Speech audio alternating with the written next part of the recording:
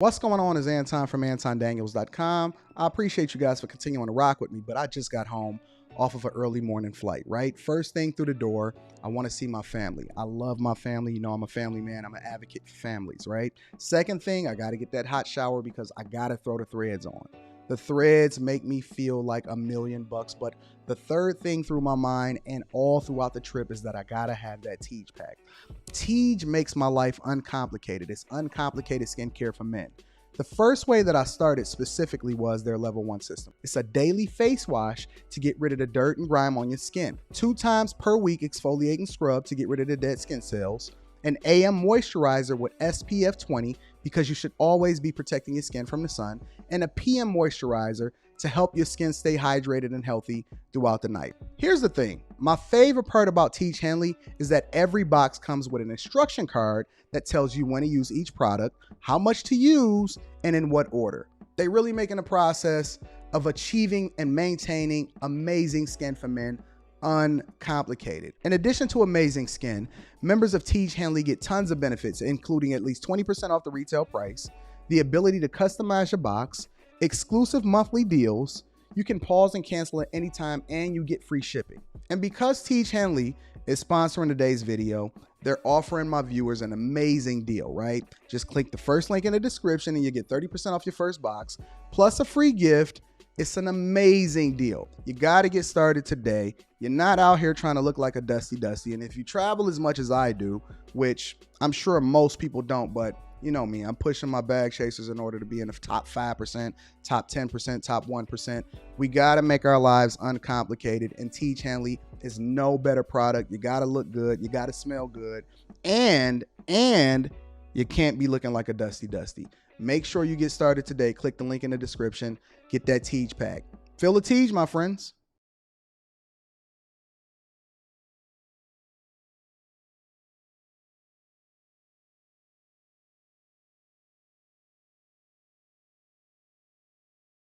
What's going on is Anton from AntonDaniels.com. I appreciate you guys for continuing to rock with me.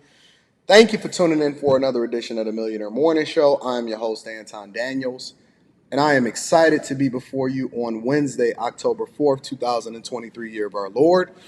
And it is going to be an incredible show. I got some surprise things that I want to discuss, some things that I just discovered literally within 5-10 minutes of the live stream starting. So I'm excited because we're going to really get into the money. It's some new people that we have to hold accountable. It's some old people that we have to bring in front of the congregation.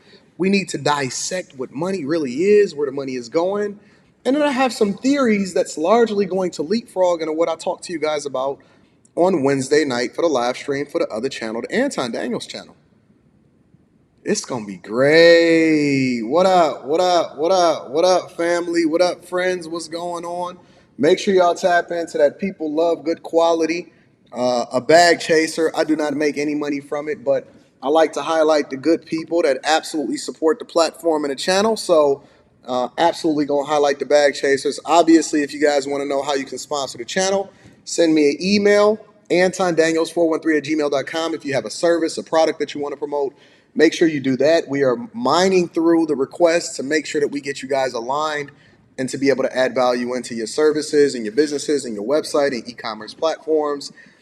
We have the Patreon meetup on November 4th. I am updating the Patreon today to actually give you guys a location because I had to make sure that there wasn't no Dusties. I was hanging around trying to figure out where we was going to be at. But it's going to be a vibe. Last time that I was in D.C., last year, it was absolutely awesome, and I'm inspired to come back to DC to make sure that I'm adding value into your lives and that I can meet you guys in person. We're putting together a tour where we're going to be touring practically every single city for the next 2 years, starting at the beginning of the year. So that's going to be announced inside of the Patreon. If you're not a bag chaser, make sure you tap into the Patreon. Link is in the description as well as pinned to the top of the chat.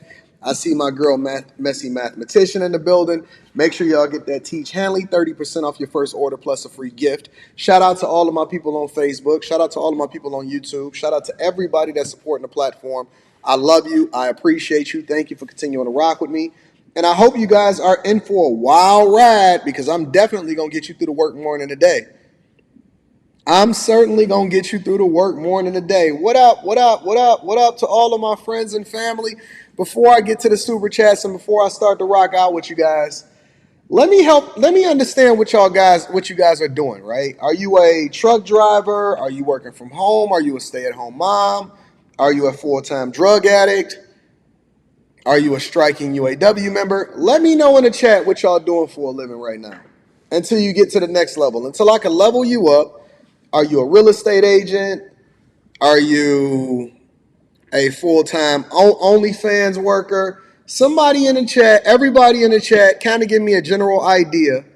Are you a sanitation worker? Are you a city worker? Are you a government worker? Are you a lawyer? A live streamer? Are you just chilling? You sitting on your mama's couch waiting for you're a producer, you're a rapper? Somebody let me know. I see a baker, truck driver, virtual assistant, SEO specialist, I like that, car wholesaler, business owner, home automation, lab manager, scientist, truck CDL driver, local truck driver, supply chain project manager, full-time insurance claims analyst, work from home, construction laborer, realtor, creative producer, electrician, security guard, union baby, day trader.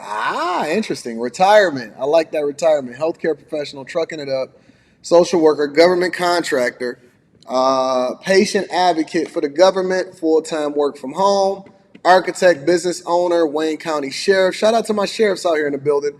Said he a rapper, car wash owner, aviation logistics, sales cat, customs broker, trucker, stay-at-home, terminator, front-end developer, chef, contractor for USPS, piano teacher, contractor for USPS, graphic artist, builder, architect, sailboat, fuel hauler, forex trader, welder, retired veteran, and retired from the government, full-time videographer,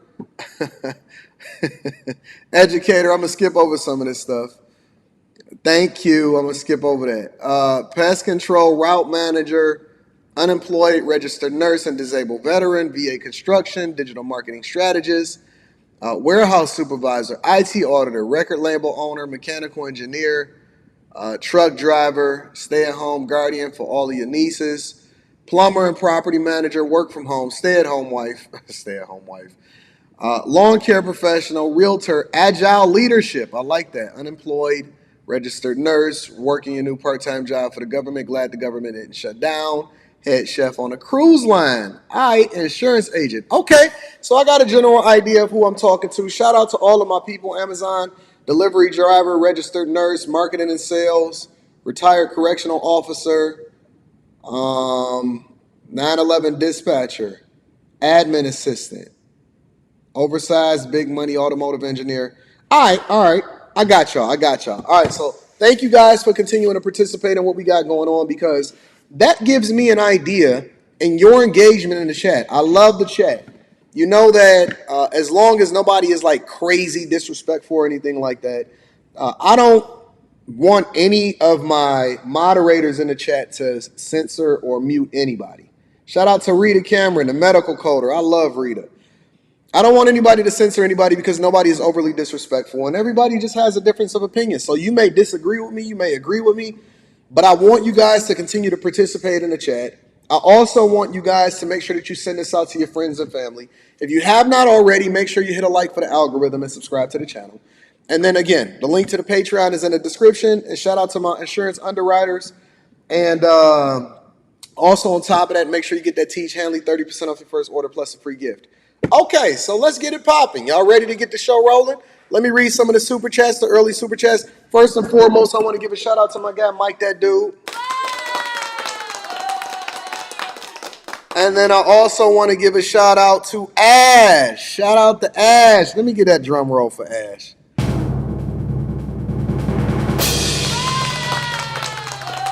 Says, finally watched the Hey Q show last night. Super funny. Could not stop laughing. The Hey Q show highlighted how today's generation do not truly understand what marriage is, what a white dress symbolizes, and what classifies you as a wife, girlfriend, or side chick. I 100% agree. And this is why it's important for us to have these conversations, not in an echo chamber, but we want to have the conversations to make sure that we add value into your life and have disagreements while also entertaining you. I can tell you that tonight's show is going to be crazy. The Wednesday night show, shout out to Renee Kelly. The Wednesday night show is going to be absolutely a good one. You do not want to miss the show tonight. Make sure that y'all tag your friends and family for that one because it's lit. And I appreciate you, Ash, for always supporting the platform, being a sponsor of the platform, and being a longtime watcher. I love you. I appreciate you, Ash. I can't wait to meet you in person one day. 187 says, wow, Guan, big bro. Here on site watching concrete workers making $20,000 mistakes. Call Wall Machine for quality control, efficiency, and your satisfaction. Shout out to the Wall Machine and my guy 187 in the building. I appreciate you for supporting the platform early in the show. P. Shank says, good morning, Anton. I read an article yesterday from Dave Ramsey where he stated credit score is a way to measure how well a person pays debt and is useless. Have I not been telling y'all this for a long time? That credit is just a gamification to get you to be able to spend more money than you already have. I believe you said something similar to this on your Millionaire Morning Show. It absolutely is. Listen, when you look at a credit score, it's not that it can't be useful, but for 99% of the population, a credit score is something that they use in order to incentivize you to spend more money on things that you don't necessarily need. It's all a marketing tactic. It's a strategy. It's the same thing that they use as far as the leaderboards that they have. Wait a minute, is my mic echoing? It's the same thing that they use as far as the leaderboard that you have for Call of Duty and Fortnite, all right? So absolutely, positively, absolutely true. Thank you, P. Shank. And that is true, and I'm going to go more into that later on today when I get into a specific article. So I'm looking forward to talking a little bit more about that. But let me deep dive into what we got going on today, all right? So, again, make sure that y'all strapped in. It's going to be a really interesting show because we covering all subjects today. We're going to cover the money. We're going to cover striking workers. We're going to cover senators. We're going to cover politics. We're going to cover cities, the migrant crisis. I want to talk about what's going on with Blac Chyna. I'm going to cover it all. So it's going to be a very interesting show today. And I'm expecting for your participation inside of the chat so we can have a very, very, very great show. All right, so let me go ahead and get it popping. First and foremost, I'm going to be reading Super Chats throughout the show. And again, make sure you subscribe to the channel and make sure you hit a like for the YouTube algorithm. Link to the Patreon is in the description. The best time to join the Patreon is in the beginning of the month. Let's start here. So apparently y'all didn't learn y'all lesson the first time.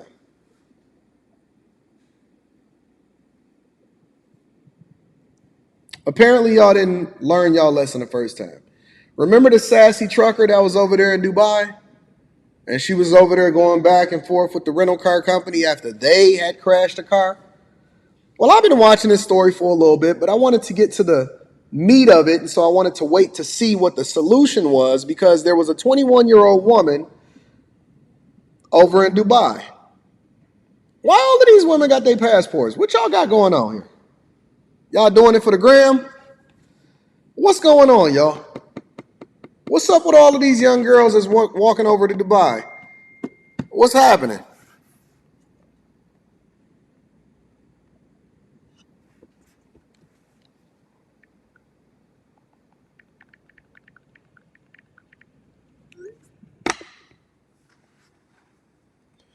Y'all know that when y'all get flew out to Dubai, what happens over there, right?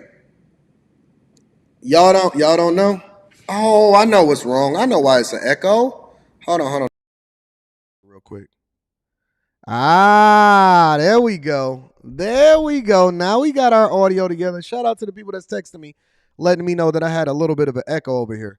All right, so we cooking. We cooking with fish grease now. Now we right. Thank you guys for continuing to give me the insight. And this is why I need y'all participation because now I got my audio right. And so we good now. And so my echo should be gone. And we able to cook up it effectively, right? Is the audio better? All right. So what's up with y'all? Y'all know what happens over in Dubai, right? I see y'all in the chat. Y'all know what happens in Dubai, right? Jadis. Allegedly, there's this rumor that's happening that what happens in Dubai don't really stay in Dubai. I appreciate you for the super chat. I'm going to be reading that shortly. It's a rumor that the people over in Dubai got a type of fetish that's a little bit different than what we got going on over here in the United States of America. Now, let's be clear. There are no limits to the amount of things that people will do over here either, but it's not as popularized yet. I fully expect for that to become a thing as soon as somebody make a song about it. Biggie made a song about it, but he did it before the social media era. And so, well, he didn't really make a song about it. He just kind of talked about it on an interlude on one of his albums. But y'all know how easily y'all convinced to do stuff that you wasn't normally into, and then all of a sudden you got this bright idea that you're going to do something a little different. Look, the rumor is that these guys over in Dubai, they scroll up y'all Instagram profiles, and then they look for women that are beautiful or that fit the mold or is going to accept their proposal. Now, their proposal is a little bit unique. Allegedly, the rumor is that they get y'all over there and they bust y'all down. They run it on through y'all. So if you're not going over there by yourself as far as on a girl's trip, or you're not going over there with your man and nothing like that, it's a strong possibility that somebody threw a little bit of doo-doo on your chest.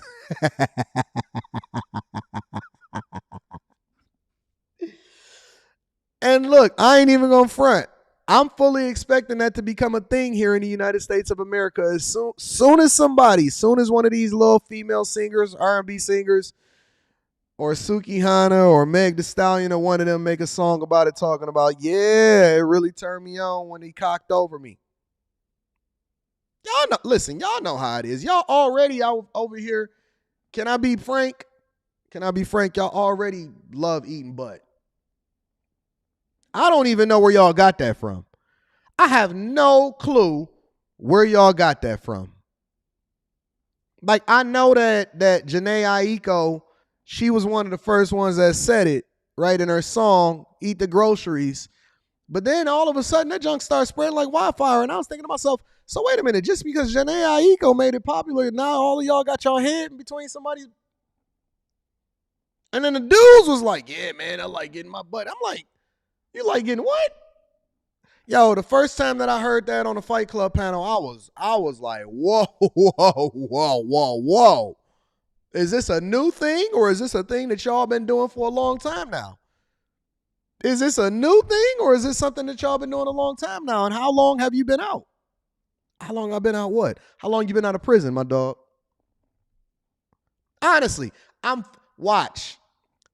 Wednesday, October 4th, 2023, Anton told y'all that is going to become a thing over here in the next few years. As soon as somebody come out with a song about it, I'm going to reference this live stream and I'm going to tell you that it happened. Anyways, neither here nor there. What's happening over in Dubai is they want to label her a student, and they said that she was detained over in Dubai.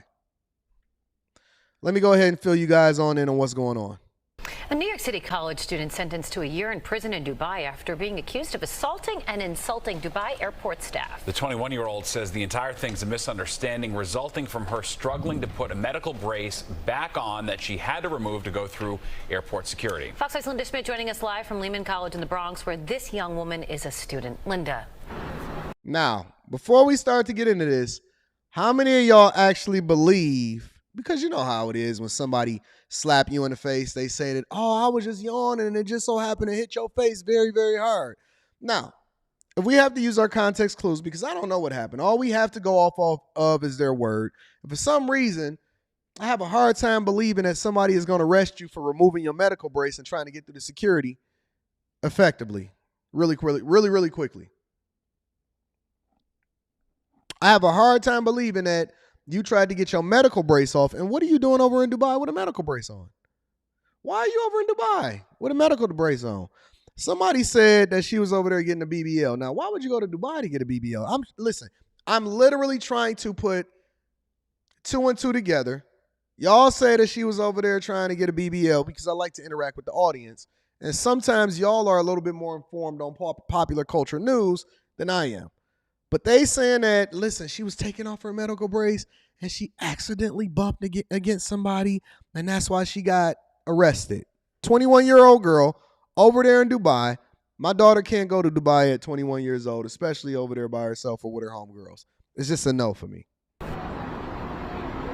Yeah, hi there, Steve and Teresa. Well, first of all, I have to tell you this. This is the talk of the campus here at Lehman College. This has been going on since July.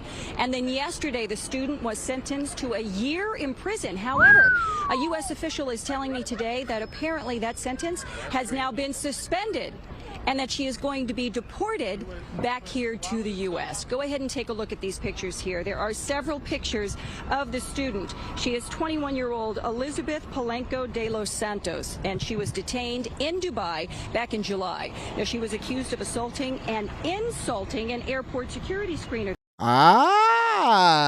So now it's starting to make sense.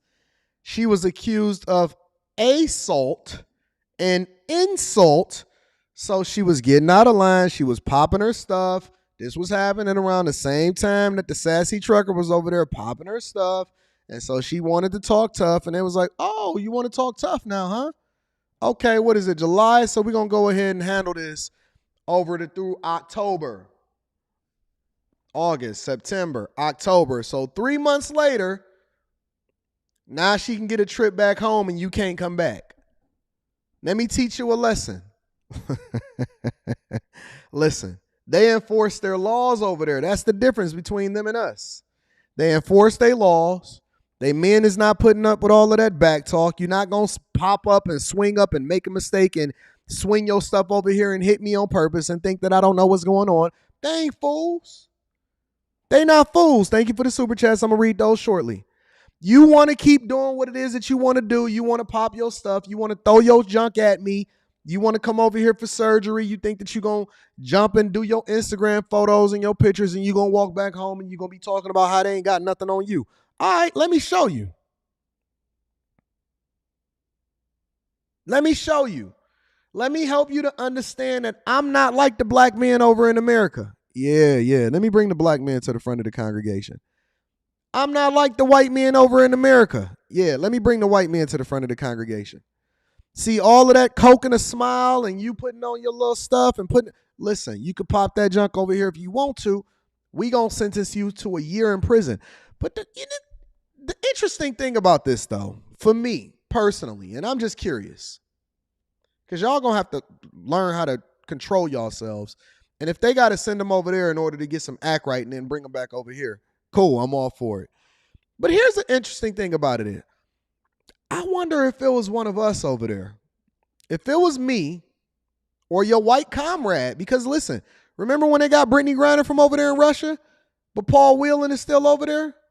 An American POW, prisoner of war, also a former military member, a service member that served this country valiantly. Ain't nobody still talking about Paul no more. Remember when Brittany Griner and her family said that they was going to dedicate themselves in order to get Paul back home? Because we traded the Lord of War, one of the number one gun runners, over from Brittany Griner in order for her to come over here and talk like this. Yeah, y'all thought that I forgot, didn't you? You thought that I forgot. See, they're not going to get the white men and they're not going to get the black men. I hear nothing about anybody going to rescue a passport, bro, over in Dubai, Russia, or any other country.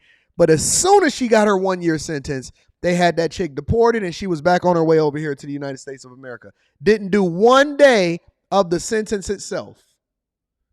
As soon as she went over there and she was popping her stuff and talking tough and hitting people with her leg brace or whatever the heck that she got on, and she got her little 1 year sentence, you know what they did?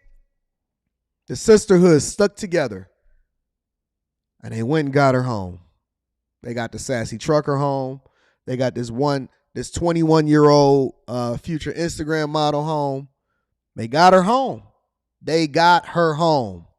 There. An organization that is called Detained in Dubai, which helps foreigners who are traveling in the United Arab Emirates, says the charges against her are bogus and that it is very common practice in Dubai in order to extort money out of travelers. So one of the richest places on the face of the earth, where they literally have Lamborghinis as taxis, They are looking to extort money off of a 21-year-old Instagram model that went over there for a surgery because she couldn't necessarily afford it over here in the United States of America. So make this make sense for me. Dubai is made of money.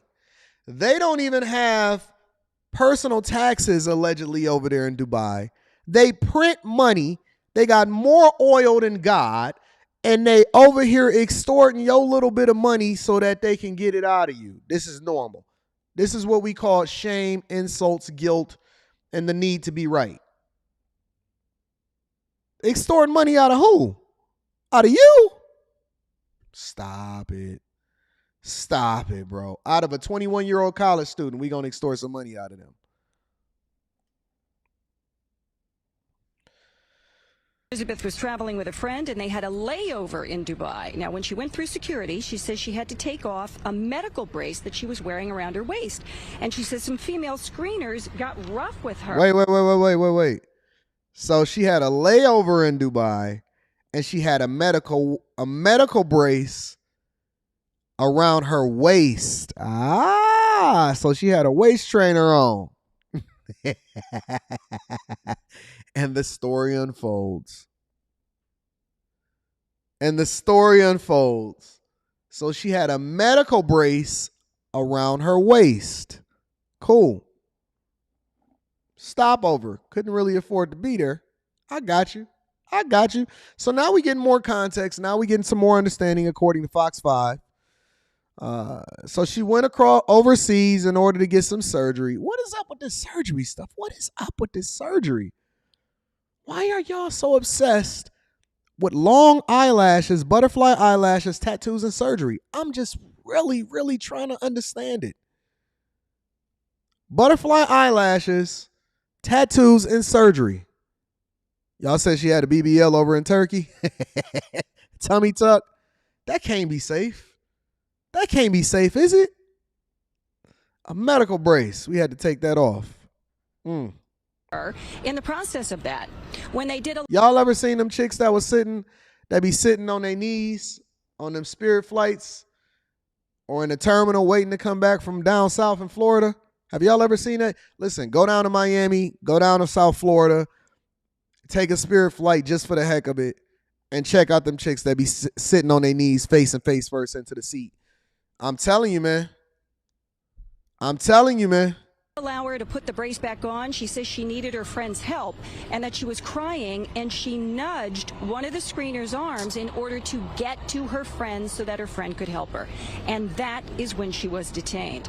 Now, Bronx Congressman Richie Torres's office is telling me that their staff has been in contact with Elizabeth and American officials in the UAE to get her safely back home. Now, in the meantime, the U.S. State Department is also involved in this. But again, a U.S. official telling me today it appears that even though she was sentenced to a year in prison yesterday, that sentence has now been suspended, and she should be deported back home here to the Bronx. What up, I am within the Marquesa? next few days. Back inside to you. Good news. So she gonna be back in the Bronx tomorrow. She gonna be, listen, if anybody know this woman, make sure you have her get in touch with me. I'd love to talk to her here on the Millionaire Morning Show, actually on the Anton Daniels channel, because I want to know what she was over there in Dubai for, or Turkey, or Istanbul, right? I'm trying to understand what kind of medical device it was and why she felt the need to go over there and knock the security agent off the rocker and be disrespectful. And then she almost had to do a year over there in Dubai. So, just some local news of what's going on over here throughout the world and popular culture. Let me read some of these super chats and then we're going to continue over with the show. 187 is in the building, says, passport O's and porta potties in the building. Shout out to y'all. 091 Mega is in the building. I appreciate you, says, bring new meaning to the word scat pack. Y'all the worst. Bag for Bag is in the building, says they scrolling through Instagram like they looking at toilets at the Home Depot. Oh my God. I know y'all still going anyway. It don't matter what y'all think is gonna happen. Y'all going over there, y'all gonna get some photos. You're gonna go ahead and get in the shower, wash that junk off your stomach and your chest, and take it like it is. It is what it is. It is what it is. KD in the building. Says, I've been to the Middle East multiple times in my life, and I don't understand why these women think that they can go over there and act a fool like they do in the U.S. and not suffer the consequences. But here's the thing that I'm asking myself. Why do they feel like they can act a fool over here and not suffer consequences? Oh, yeah, because we don't hold women accountable. But that's all changing. That is all changing. Thank you to KD. Oh, my God. Hold on. Let me give a...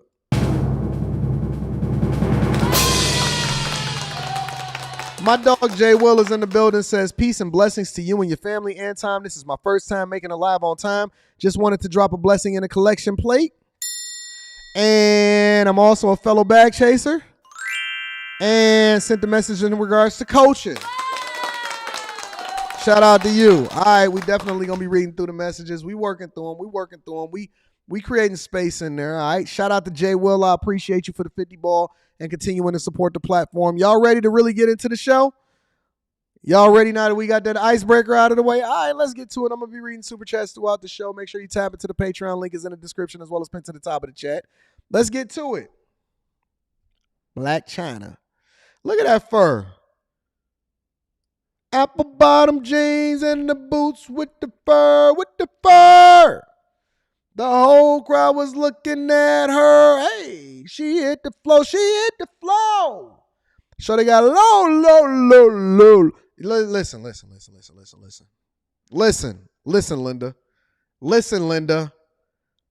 According to reports all across the internet, you know what they told me? You know what a little birdie is telling me? I had to do a little bit of research. And in my findings, shout out to Enforcer 2K9. I'm going to be reading that super chat shortly. In my findings, you know what they told me? You know what a little bit of birdie told me? They say, listen, Blac Chyna gave her life over to God. Her name is no longer Blac Chyna. It's Angela White. What up, Sandy? It's Angela White. Now, I'm not here to criticize. I'm not here to judge. Who am I to tell somebody that they can't give their life over to God? I think that they should. Carrie Spencer, shout out to Carrie. She, let's see what we got here. 32 minutes late, but Carrie got kids, so we're going to give her a pass this week because she was on time the other day, so don't worry about it, Carrie. I got you. But Blac Chyna, she on that new show. What new show she on, Carrie? Carrie, what show is she on? Blac Chyna, real name Angela White. That's what she said her name is, Angela White. She says she got problems. She said, I'm in a bind, Nate. I don't want to be known as Blac Chyna no more. I'm getting these injections taken out of my cheeks. I'm getting this BBL taken out of my butt. I'm getting everything removed, and I'm giving my life over to God. Awesome. Congratulations.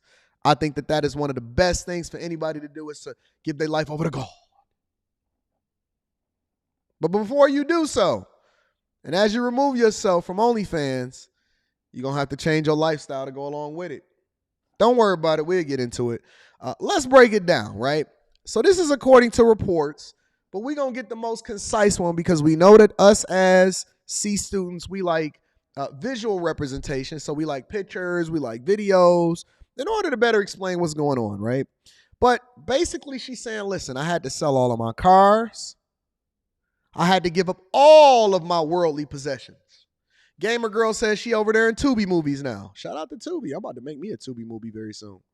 She said, I'm giving up all of my earthly possessions, but not for God, in order to make ends meet. And now she decided that she wanted to get into a custody battle with Tyga. Now, interestingly enough, let me bring y'all up to speed on a little bit for those of y'all that's been living under a rock. She got 2 baby daddies, 2 kids and 2 different baby daddies, all right? The first baby daddy was Tyga. Tyga allegedly brought her into the game, and she was over there trying to sue the Kardashians and get that bag before she turned her life over to God, right? Vanessa says, I wonder how much she's getting paid on that show, Special Forces. I don't know nothing about no show that she on. But let me break it down for y'all, all right? So last year, you know, she went by the name of Angela. Oh, man, I clicked the ad. I don't like that. Last year, she went by the name of Angela, right? She switched her name back to Angela. She said, I'm not for the streets no more. I'm not for the streets no more. I'm reborn. And she took to social media that she had to sell her 3 of her cars because she has no support as a single mother. Now, I know what a lot of y'all are thinking over here listening to this. I know what a lot of y'all are thinking over here listening to this. You saying, Anton, you don't have no compassion. You don't have no empathy. You don't care nothing about people that has made a change, and you think that you can still hold them accountable for what they past says that they did. And I say to you, I am an equal accountability smoke giver. And the one thing I know for sure, and 2 things is for certain, is that lying is not a part of the word of God. Lying is not a part of the word of God. Because what I see is a Angela White lie. You like how I did that? No, you don't like that? All right, we're going to strike that one from the record. Her name is Angela White.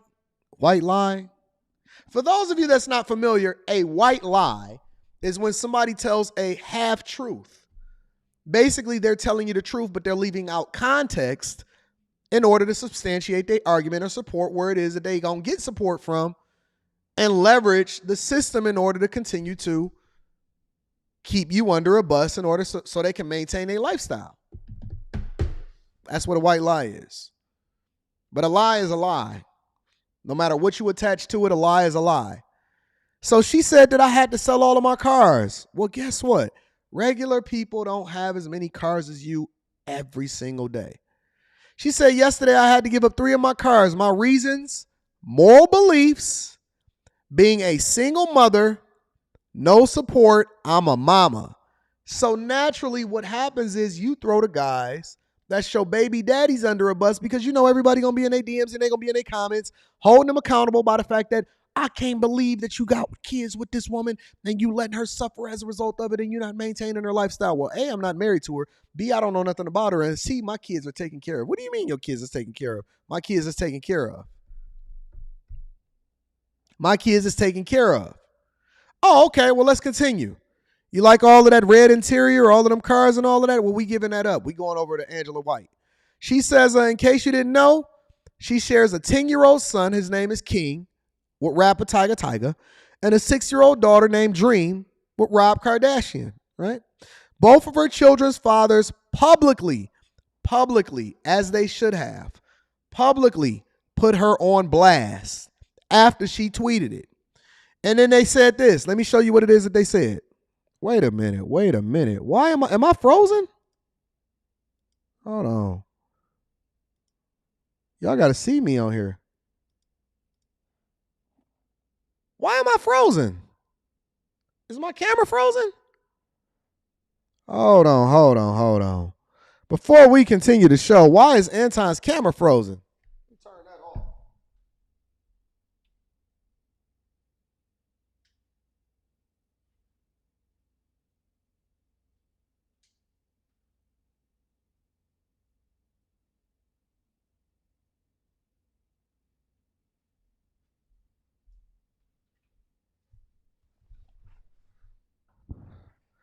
I don't like that. I don't like that at all.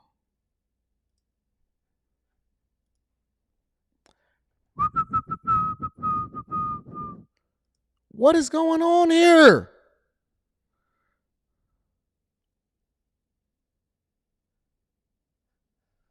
Why is my camera frozen? You know, one thing about doing live shows, this is disrespectful.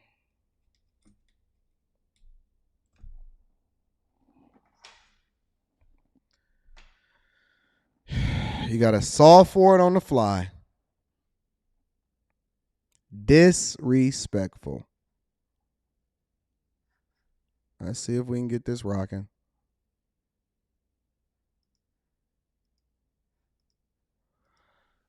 Oh my gosh. What is happening out here in these streets?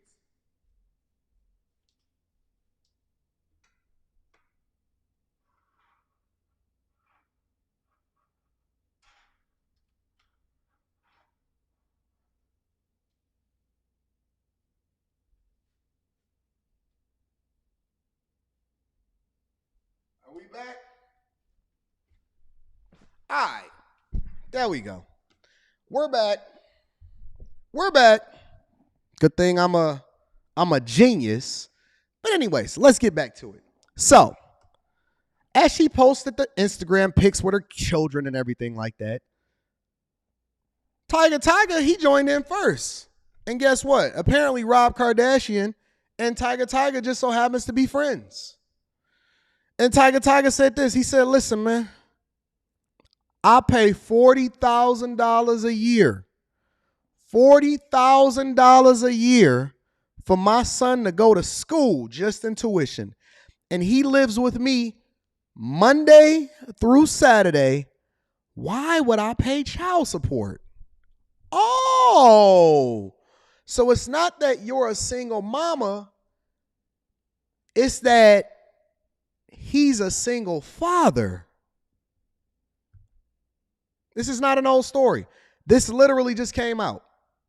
This is not an old story. This literally just came out, Azriel. Don't try to get me Don't try to get me off what it is that I'm talking about. Don't try to get me off of what I'm talking about. Azriel trying to get me to get off these single mamas. No, we not.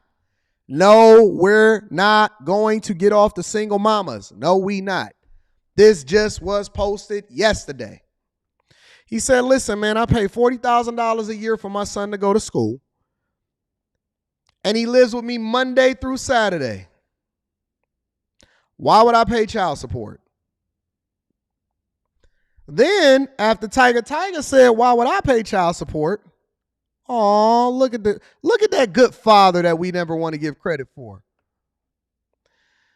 Then Rob came in. He said, listen, let me post my kid because I absolutely take care of my kid too. City Boys is up. Rob says, listen, fam, not only do you pay 40, I pay 37. I'm $3K behind you. I'm $3,000 behind you. He said, listen, I pay $37,000 a year for my daughter to go to school. I handle every single medical expense. I pay for all of her extracurricular activities. I have my daughter from Tuesday through Saturday. Say it ain't so, Sway. So Tyga have his kid Monday through Saturday. Rob have his kid Tuesday through Saturday. He said, why would he pay child support? Why would he pay child support? Now, again, you talking about a woman that's continuing to have a conversation,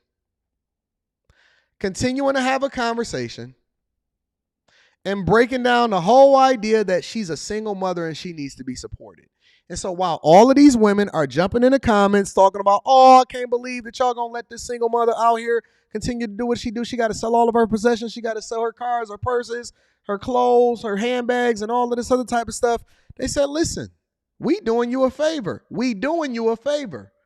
Well, how are they doing her a favor, Anton? By not putting her on child support. Let me tell you something, bro. These guys, Tyga and Rob, they are good guys. We need to be celebrating them, not only as great fathers that love their children, but also as men that decided that they didn't even want to put you on child support. She should be paying child support for those children. Absolutely. She should be paying child support for those children. Absolutely. 100%. Let's continue. She addressed the situation earlier this year, right, where she maintains that she find it crazy that she don't pay their child support. Now, the fact that they don't pay child support is a story that she addressed earlier this year, but the part that she didn't address that just came out is this part, right? She explained how active the two men are in their kids' lives and that she haven't ever legally requested the finances because you're not actually having custody of the kids, right? But then this year, she reported that she requested child support for Tyga in new court documents that was obtained by multiple different outlets, right? Now, here's the context, and this is the part that Azriel is going to like. All right? She goes into court even though she does not have the children a majority of the time, and he already takes care of everything including you know what I'm saying, all of the medical expenses, his tuition, and he has the kid Monday through Saturday. So 6 days a week. 6 days a week, he has the kids Monday through Saturday, okay? Here's the context. She's asking for joint legal and physical custody of their son to be split between herself and Tyga, and the documents reportedly add that the court may make orders for child support of the children and issue an earnings assignment without further notice to either party. Well, why is she doing this? Why is she reporting? Because I don't even believe that she broke. I'm going to be honest with you. I don't believe that she broke. I think that this is all a ploy in order to finesse these guys out of money. How many times are y'all going to continue to be used by these women? How many times are y'all going to have children by chicks that's for the streets? Now she wants custody after she knows that the best interest of the child is to be with the fathers because they're taking care of everything and they working together as far as making sure that these kids are in the best situations possible. But because she wants more money and because she wanted to give her life over to God, that's what I keep telling y'all. It's not about what you profess publicly. It's about what you live privately that then showcases whether or not you are a godly person, right? So let's continue. She goes on to do it by saying, Tyga says, he called the ex out and he reiterated his claim from last year that she barely spends any time with the son. Okay. He goes on to say 10 years later, nah, stick to your schedule, Monday through Saturday. All right.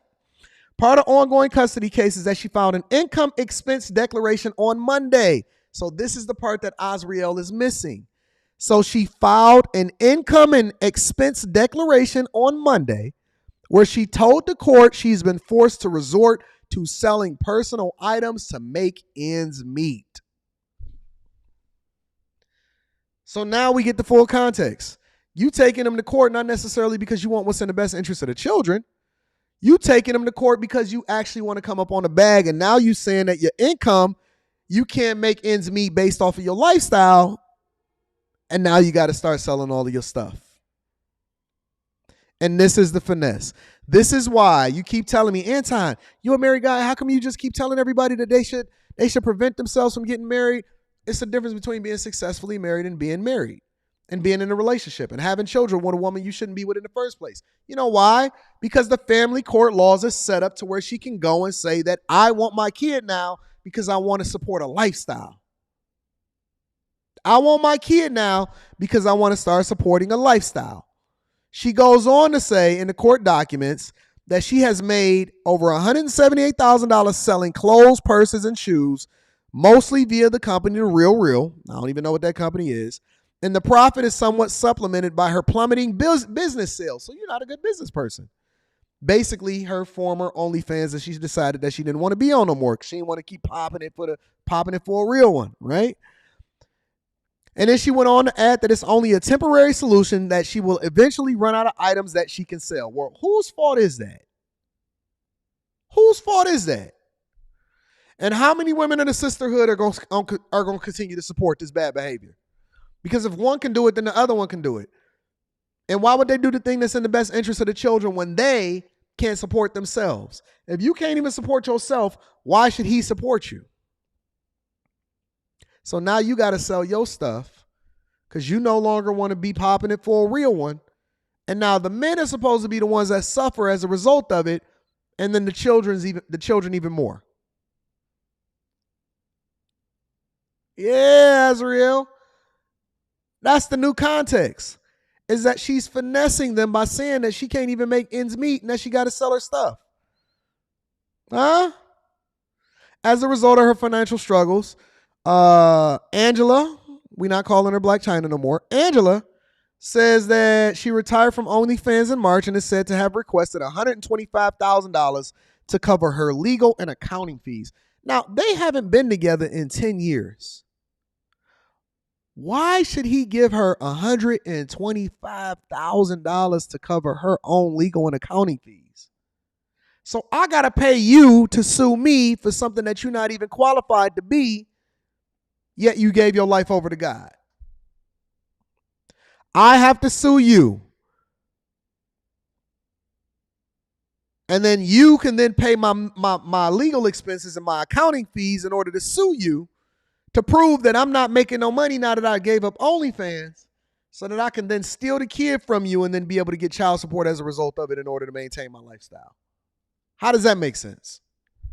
Remember, everything comes back to the money and everything has to be looked at from a business perspective. How does that make sense in y'all mind? I'm just curious. How does it make sense? Come on, ladies.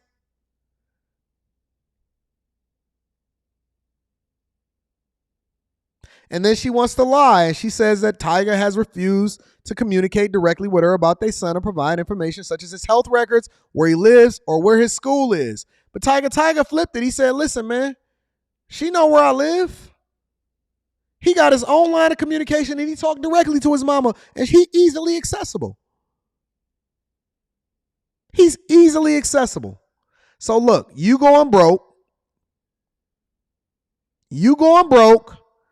You decided that you wanted to switch up your life. You want to give your life over to God. And so now the kids and me, we have to suffer as a result of your bad decisions. Tell me this is a godly woman. Oh, I get it. She's a babe in Christ, right? She's a babe in Christ. Look, man, at some point, the good girls, because I know that all of y'all here at the Millionaire Morning Show are good girls. The good girls are going to have to stand up for the good guys and not be a part of the sister code. You know why? Because you have to do the thing that's in the best interest of the children. It's not even about you. And I have a novel idea. I have a really good idea for you. Y'all want to know what that is? Y'all want to know what that is? I could solve for this whole situation right now. A J, a O, and a B. A J, a O, and a B. You are not required to be in the spotlight. You are not required to maintain a lifestyle. It is not my responsibility as somebody that has never even been married to you in order to make sure that you can maintain a lifestyle. And you need to leverage all of those Instagram followers that you got in order to make sure that you go ahead and market yourself and your businesses more effectively. Because just because you can't sell that P no more, don't mean that you can't align yourself and do things that's in your own best interest. But I should not be the one that have to pay as a result of it. Men fail every single day. When these child stars go broke, they just go broke. They figure it out. They be outside at Hollywood. They be on the Las Vegas Boulevard taking pictures. They be water waving and going crazy and smoking crack and all of this other stuff. But we supposed to support your lifestyle. Why? Because you gave your life over to God? When Mace gave his life over to God, ain't nobody care. Mace came back with a new album. Welcome back. Welcome back. Welcome back. Well, we don't even remember Mace the pastor no more. We don't remember Mace the pastor. All we know is it is what it is. Ha ha ha. What up, Cam? We don't even remember Mace the pastor no more. Mace said, I'm giving my life over to God. And then 3 years later, he was like, welcome back. He tried to hold on a little bit. He started his own church. He had to go over there and create a show. He started fighting for his masters, his publishing, and everything. Nobody cared. Ain't nobody go over to Mace's church or nothing. Men just suffer. They figure it out. They got to go back in the mud. Oh, man, I'm out here. I got to figure it out. I got a family to feed. What's going on? Oh, shoot. Just because you turn your life over to God don't necessarily mean that you automatically just going to start making a bunch of money as a result of it. You got to work like everybody else. It's saying it rains on the just and the unjust. If a man don't work, neither shall he eat. If you want to do things a little bit differently, you're going to have to market yourself a little bit. You shouldn't have sued the Kardashians. You should have went and tried to get into business with them instead of trying to be against them. Men figure that junk out. They may go through a little bit of lull, but they figure that junk out. They get that bag and they get their money back up. Next thing you know, Mason signing the deal with Cam over for It Is What It Is and getting that 30 M's. Get a job. Go through it. Suffer through it. It ain't nobody's responsibility to support your lifestyle. Let me read some super chats. We got a show to do.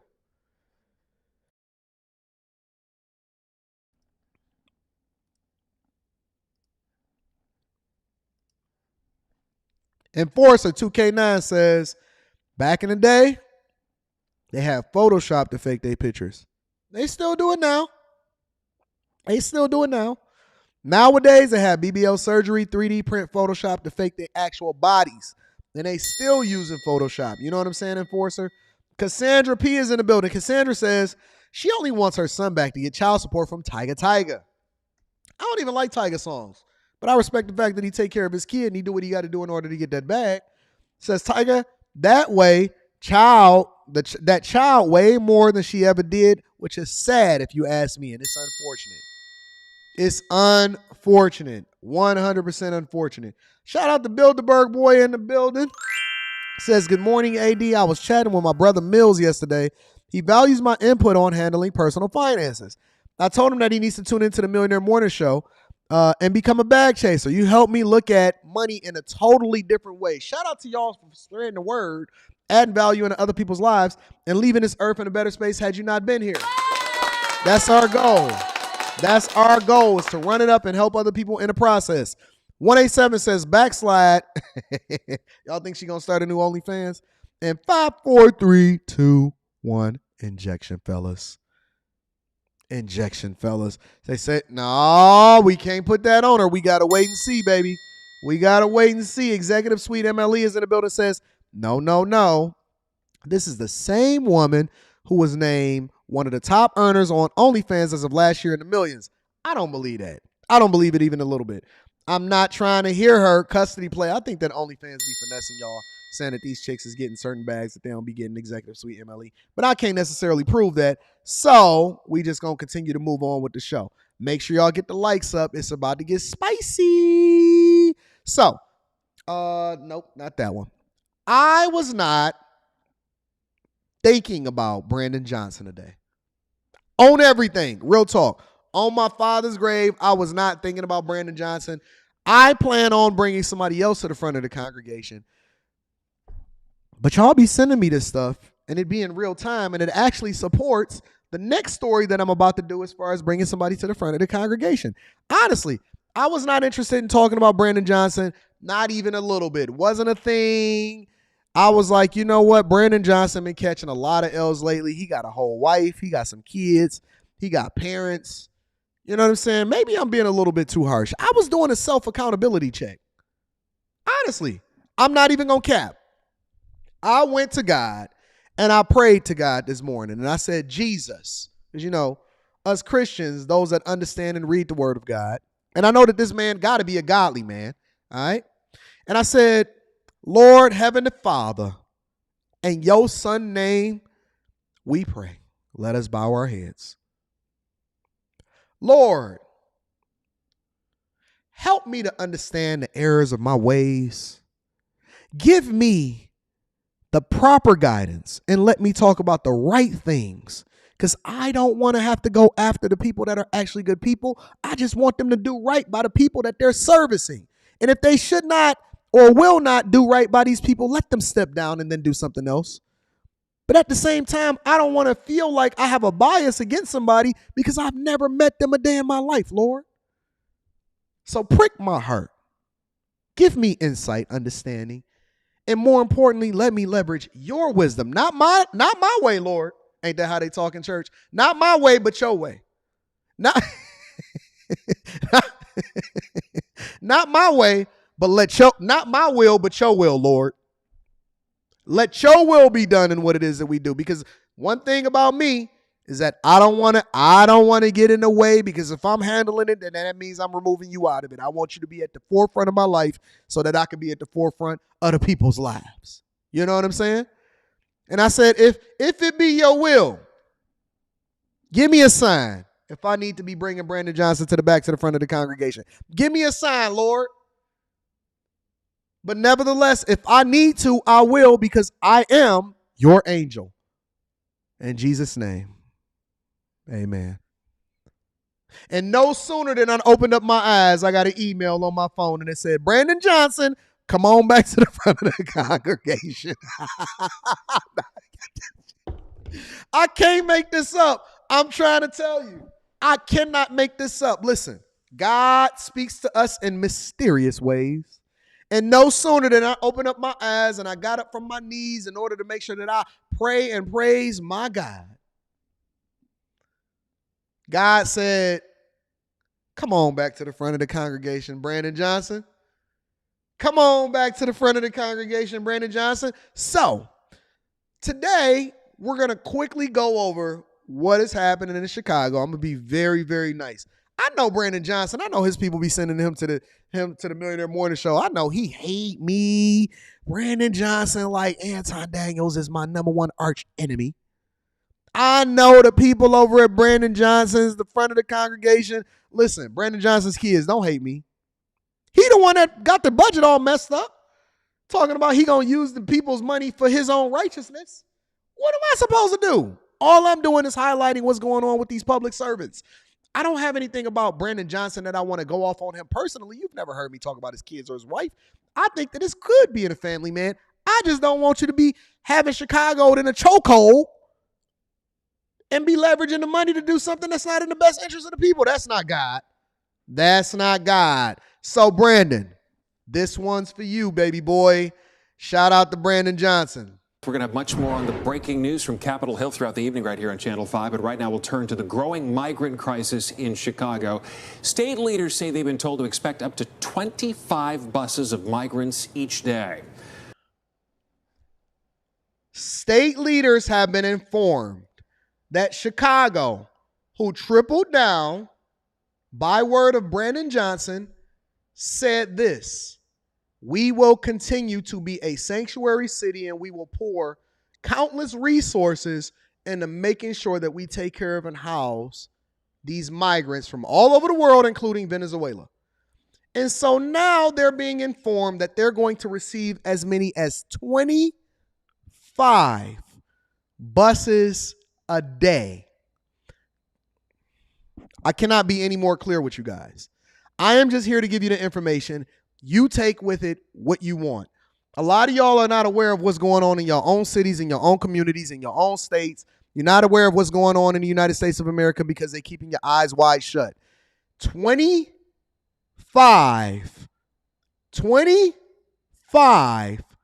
buses a day of migrants coming to your city every single day, Monday through Friday, every single day. Chicago, hear me out. If you are from Illinois, if you're here in the United States of America, 25 buses, not 25 people, not 25 families, 25 buses a day is going to be coming to Chicago.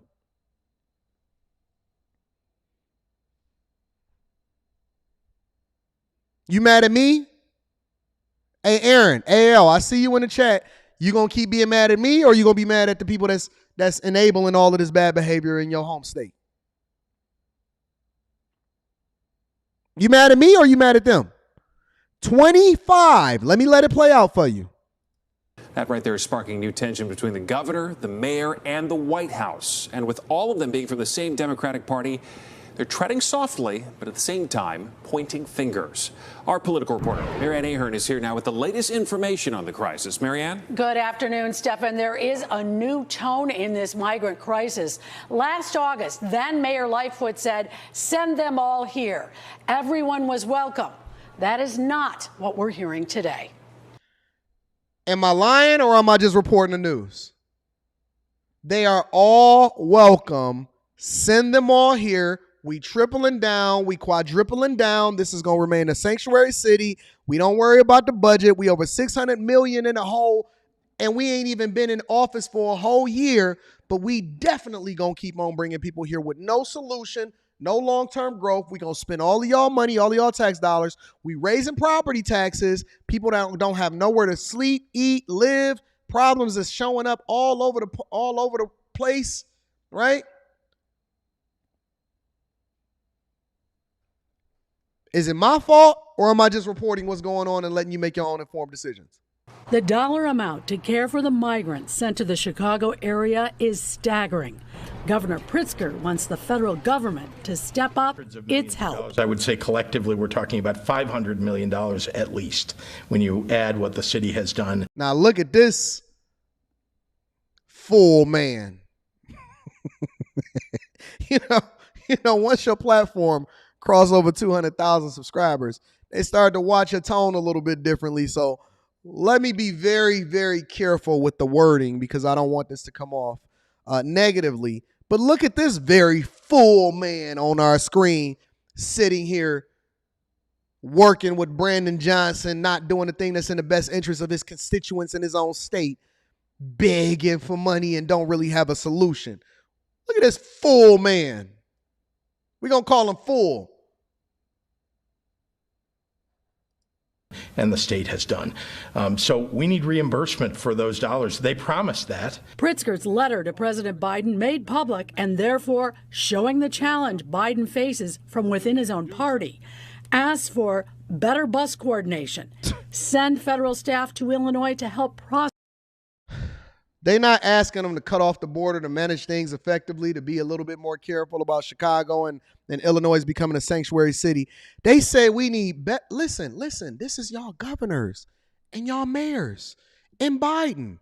It goes from the city level to the state level to the federal level. They say, yo, can y'all send better bus coordination? Coordinate. Look at my outfit. I'm coordinating.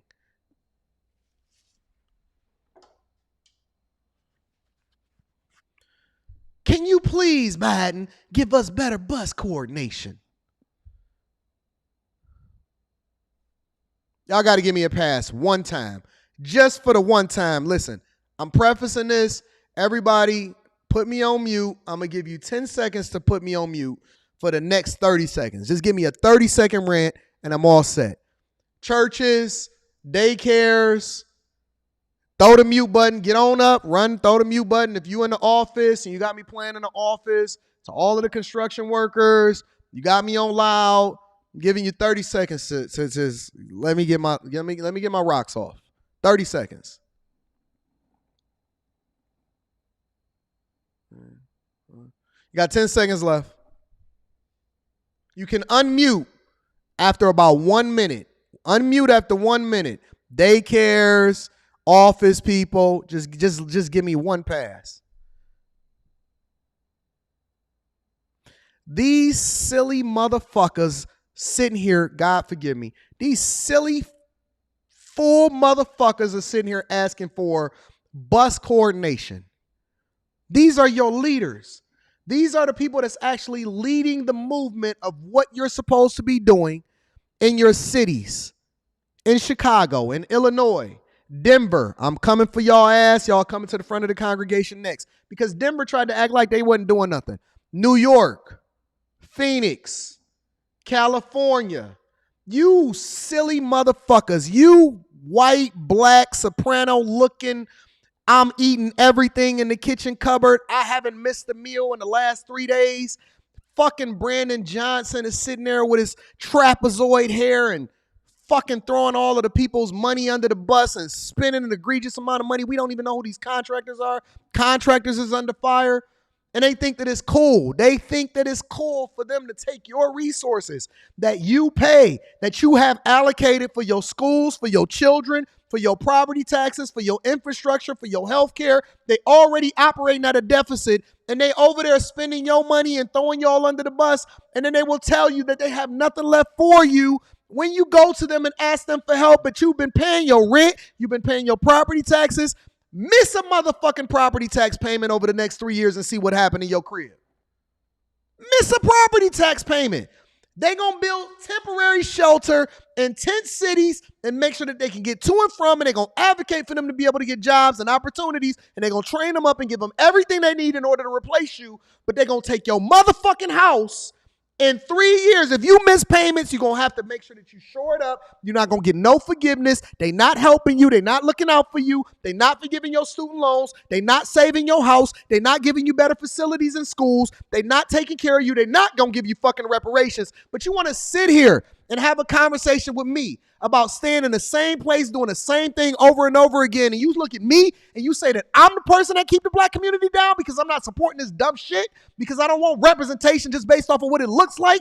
I want better all the way across the board. You should demand better. You should be calling every single person in your legislative branches, your states, your senators, your city council members, your aldermen, your every fucking body.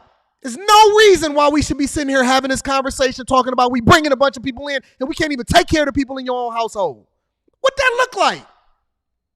You begging for reparations and they doling it out to anybody else. I ain't even for reparations. But one thing is for sure and two things is for certain. If you're going to give it away to the people that already been here. Lie to us and tell us that you're giving it to us and then put it in another form. What is we talking about here? Y'all sitting here distracted about the wrong things and the wrong people and y'all not holding the right people accountable. You so focused on the people that got a microphone instead of focused on the people that's writing your laws and making the decisions on how to spend your money. One thing is for sure, I don't have access to your money. They taking your money no matter what. Don't pay your taxes and see what happened. Go to work every day and they're going to take more than enough out of your paycheck. Listen, every time you open up your paycheck, I want you to look at what Chicago is taking out of your paycheck. I want you to see what the federal government is taking out of your pay. This is not even just Chicago. It's all of us. We're all paying taxes to them so that they can go and beg Biden, and then they're going to point the finger and they're going to kick the can down the road, and then they're going to get a problem to somebody else, and then your kids going to suffer for it, and then we going to be looking like fools pointing the finger at each other because we don't know who to hold accountable, and y'all over here looking like fools keep voting in the same people over and over again and thinking that it makes sense for you. What is wrong with y'all?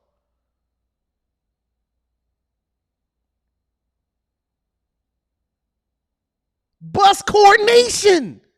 Look at the fucking... I'm over my time. I'm not cussing no more. You can turn the mic back up. You can turn it back up. Daycares, churches, everybody. You are more than welcome to turn your microphones back up. Anton just went on a little bit of rant. I'm sorry. I just had to get that off my chest. God ain't done with me yet. I asked for forgiveness in the morning. Before the sun come down, I'm going to ask for forgiveness. He ain't done with me yet. Process the migrants, as well as more money for housing, food, and social services. We have to have better coordination with every single level of government, and that includes the state of Texas. Lots of communication between. Look at this guy. Look at this puppet. Look at this puppet. Housing, food, and social services. We have to have better coordination with every single level of government, and that includes the state of Texas. 25 buses a day. 25 buses every single day. Full to the brim. 25 buses a day. And they asking for better bus coordination. Anybody in their right minds need to get the hell out of Chicago. If you're from O Block, stick around. If you don't really care about anything, you don't continue to vote the same way that you've been voting, stay in Chicago. All the rest of y'all, run. Run as fast as you can. There has never been a better opportunity in it being more in front of your face than right now. Lots of communication between staff on my end and staff for the government. Hey, look at the context clues. Y'all not really paying attention because you so busy focused on what they saying. You're not paying attention to what's going on. Look at what's in the background. Look at the books that they're speaking in front of. They set this press conference up and they set the cameras up on purpose. I wish y'all would wake up. Look at the books in the background. They got the boy with the afro on that say, I am everything. I am everything, good thing. I am every good thing, the middle, and then they got the alphabet community book in the back.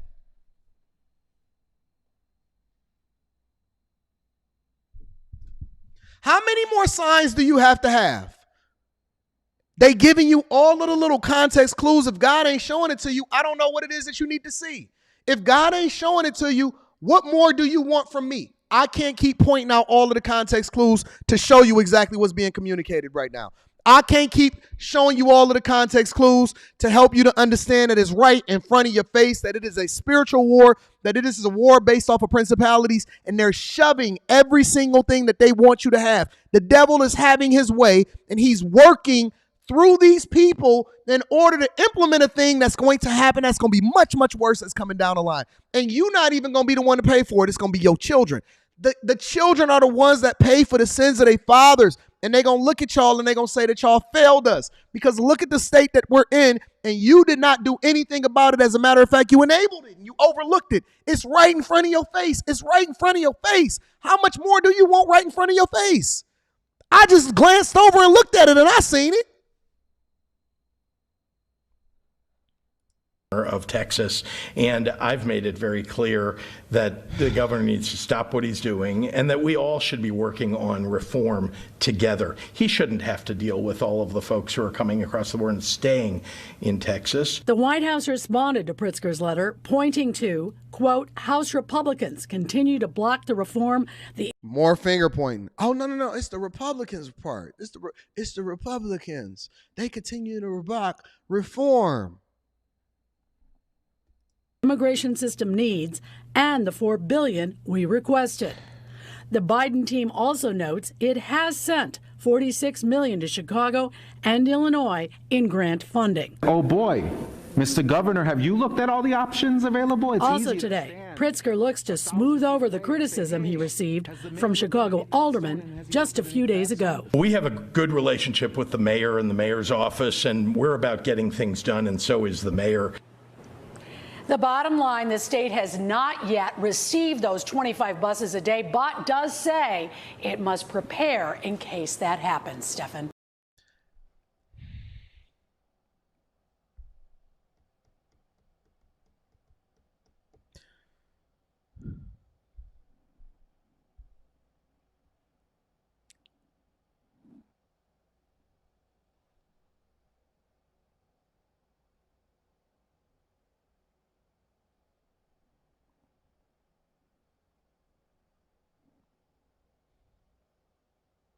$25 buses a day. They're warning you that it's coming. They're warning you that it's coming. They're not closing off the borders. They're not doing anything proactive or preventative in order to stop it from happening. It's coming. It's playing out right in your city. Let me read some of these super chats and then we're going to continue on with the show. Because we're not done. We got a lot to get to today. I told y'all it's going to be one of them shows. I just felt it. I felt that it was going to be one of them type of shows. Aquarius Answering is in the building. Shout out to you for the fat ball. Says, peace, Anton. She definitely needs a job. Jeffrey Owens, Cosby Show was bagging groceries to make ends meet. Time to woman up and pay your way. Man, listen, I will go and do anything. I will go and shovel rubber dog doodle tomorrow if I got to do what I got to do in order to feed my family. You know what I'm saying? Let me continue on with the show. Jawanza Evans says, I think if any judge allows that broke lady who can't get a stable income to pull a 10-year-old child out of an already stable life, then I give up completely on this justice system. The justice system is already broken. It's ain't no justice system. It's an injustice system, in my opinion. Aaron says, do you really think these policies would be different if someone else was in office? Yes, I do. Yes, I do. Nope, the powers that be got them on puppet strings, and I disagree with that. And you need people to step outside of whatever it is that we got going on in this matrix to start having a better conversation and doing the thing that's in the best interest of the people. You're supposed to be a godly man, right? Jeremy H. says, yo, bro, you sure you want to come to the DMV? We just have an 11-year-old shoot 2 people with his mom's 9mm purple Glock. I'm coming to the DMV. I'll be there November 4th because every single meetup that we have is a vibe. I'm going to be there. We the light in the midst of the darkness. Ebony J in Detroit says, migrants come in and just in time to vote in the election. I can't substantiate that, but I'm definitely going to read y'all super chats. Chris Moore with the 2-ball just came in and dropped that in the collection plate. I appreciate you, Chris Moore. Thank you, my friend. Aaron says, you think they got an option to say no? Everybody got an option to say no. It's just whether or not you want to deal with the consequences that come along with it or don't run. If you don't feel like you got an option to say no, then don't become a public servant because you're not servicing nobody except for yourself. Marcus Hill said, talk that talk. Shout out to Marcus Hill. I appreciate you. Anastasio Rodriguez says, if it's an MCI bus, that's like 55 people per bus. It's crazy out here in these streets. What up, Bay? IZ Bay says, as a 21-year-old living in Oakland, California, what state is the best state to live in, Anton? Or I guess better state to live in? It depends on your lifestyle, depends on what you're trying to solve for. And more importantly, it also depends on whether or not you're going to change your mindset and the way you vote when you go to the different state. Don't take yourselves to the different state and then vote the same way that you was in the space that you was in. I'm staying in the Midwest. I love Michigan. I don't necessarily like our governor. I think that Texas is full. Tennessee is absolutely awesome. If I was to move anywhere else, I would probably go over to Tennessee. I would go to Nashville, personally. That's just me. They don't have any state taxes. They're pretty conservative over there. They have great governors and business principles, and I like Nashville specifically, and I like Vanderbilt in the way that they got their city set up. So I would go over to Nashville personally. O'Neal Harris says, it is Black Americans' fault. Shout out to O'Neal Harris. I appreciate you. Krishawn Humphrey says, Brandon Johnson living rent-free in our heads this week. He's going to be living rent-free in y'all cribs in a minute. Shout out to him. Steve Fanslow says, Anton, why not round 1,000 independent business people or bag chasers to go to their countries, create jobs and opportunities of wealth? Why would I go and create opportunities for people instead of creating them for the people that's here in America? I'm an American first. I'm not going over into nobody else's country to create an opportunity for them. I'm going to create the opportunities for the people that rock out with me. That's what I'm going to do. So shout out to you. I think that's how I read it, right? There's a lot of run-on sentences out there, but I appreciate you. Power Washing Pro is in the building, says, AD, make them all uncomfortable. Everything you're saying is spot on. Accountability is a choice. We don't hear what they're saying because we see what's going on. Wake up, good people. Shout out to the Patreon and the bag chasers. Make sure y'all tap into the Patreon. Link is in the description as well as pinned to the top of the chat. Let me come back to this subject real quick because it's not just 25 buses a day over there in Chicago. A lot of times we forget about what's going on in these other places because it's so egregious in this one place that it's not necessarily making sense in others. And so a lot of y'all get to skate and you get to get swept under the rug because we just holding one person accountable. But let me tell you something. I'm an equal accountability smoke giver across the board. Denver. What the hell y'all got going on over there in Colorado? What y'all got going on over there in Colorado? What up, Denver? Y'all thought that y'all was going to escape. Nobody was talking about Denver. Nobody was talking about what y'all got going on in Denver. Yeah, they coming to y'all city too. The city of Denver says it is dealing with a surge of new migrants from the southern border. The city has now served and sheltered more than 20,000 migrants since December. Hundreds of them being bussed in from Texas just this past weekend. Fox 31's Rogelio Mara is taking a deeper dive into those numbers. He's on it for us live tonight. Rogelio. Yeah, Eric and Jeremy, the city confirming to us today they had about an average of 200 migrants arriving in town per day, and they told me since Monday that average has shot right up, and this has actually caused a strain on their ability to be able to care for these folks. They're coming by bus to cities across the country sent by the governor of Texas, including here. We're seeing this. Let me do this before we get into this, right? Because a lot of y'all are unfamiliar what's going on city to city and state to state. So it's my job to make you aware and then let you make your own decision or you're coming to your own conclusion as to what you think about this stuff. Let me start here. Texas. Governor of Texas. What's his name? Greg Abbott? Who's the governor of Texas? Let me see what's going on.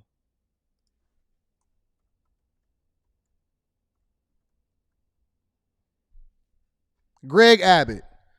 Shout out to Greg Abbott, the governor of Texas. Shout out Texas Governor Greg Abbott. You absolutely positively deserve a round of applause. If these people don't want to act right, if they don't want to give you the federal funding in order to be able to close off the borders, if they want to operate in their liberal principles and they think that it's cool, then you go ahead and spread the wealth. Spread the migrants that's coming into your state, that's been coming into your state for a long time. Shout out to Ron DeSantis over in Florida, too. Said we're going to drop them right on off at y'all bus stop. Since y'all want to be sanctuary cities and you're welcoming and you're accepting, I'm going to go ahead and take y'all up on y'all order and on y'all offer, and I'm going to send them over into y'all state. I know Houston is over there acting a fool. Houston, y'all can't get right. Don't worry about it. Y'all killing y'all own rappers. Y'all want to continue to vote blue. You don't want to make better decisions. Y'all got an outbreak of syphilis and chlamydia and AIDS and HIV over there, and your babies keep being born halfway blind because they being born with syphilis. Y'all want to continue to bust it down and have the Mocha Fest over in Houston.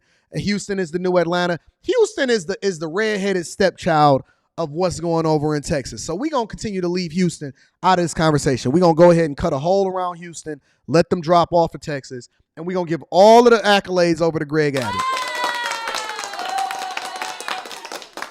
Let's continue and deal with what we got going over in Denver, because Denver thought that they escaped coming to the front of the congregation. Right up, and this has actually caused a strain on their ability to be able to care for these folks. They're coming by bus to cities across the country sent by the governor of Texas, including here. We're seeing a significant influx of migrant guests into Denver. On Monday, John Ewing with Denver Human Services says the average number of migrants arriving here was 200 a day. Now we're getting closer to 240 people per day arriving in Denver. 240 people per day and rising.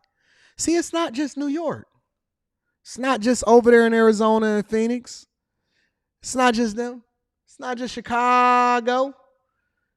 They saying, listen, the smart ones, the smart immigrants, they said, look, we know that y'all over there flooding in Chicago.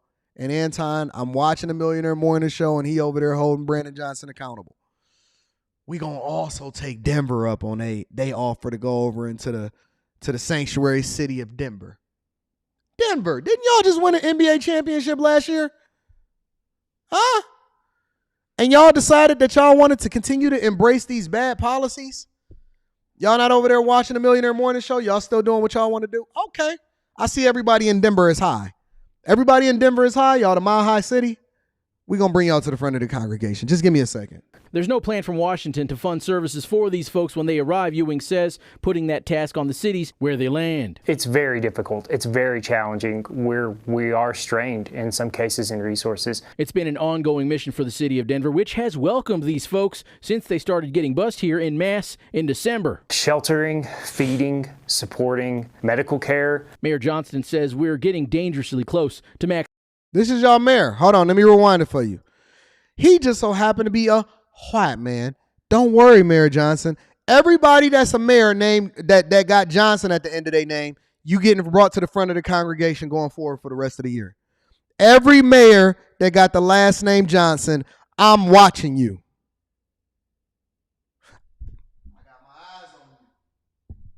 Every mayor with the last name Johnson, I'm bringing you to the front of the congregation, and we're going to go over your record with a fine-tooth comb. I need to know what's going on over there in Colorado and why the mayors of Denver, Johnson and Johnson, we got Johnson and Johnson, Brandon Johnson and Mayor Johnson over there in Denver. What's the Denver mayor's name? Let me figure out this guy's name. Denver mayor.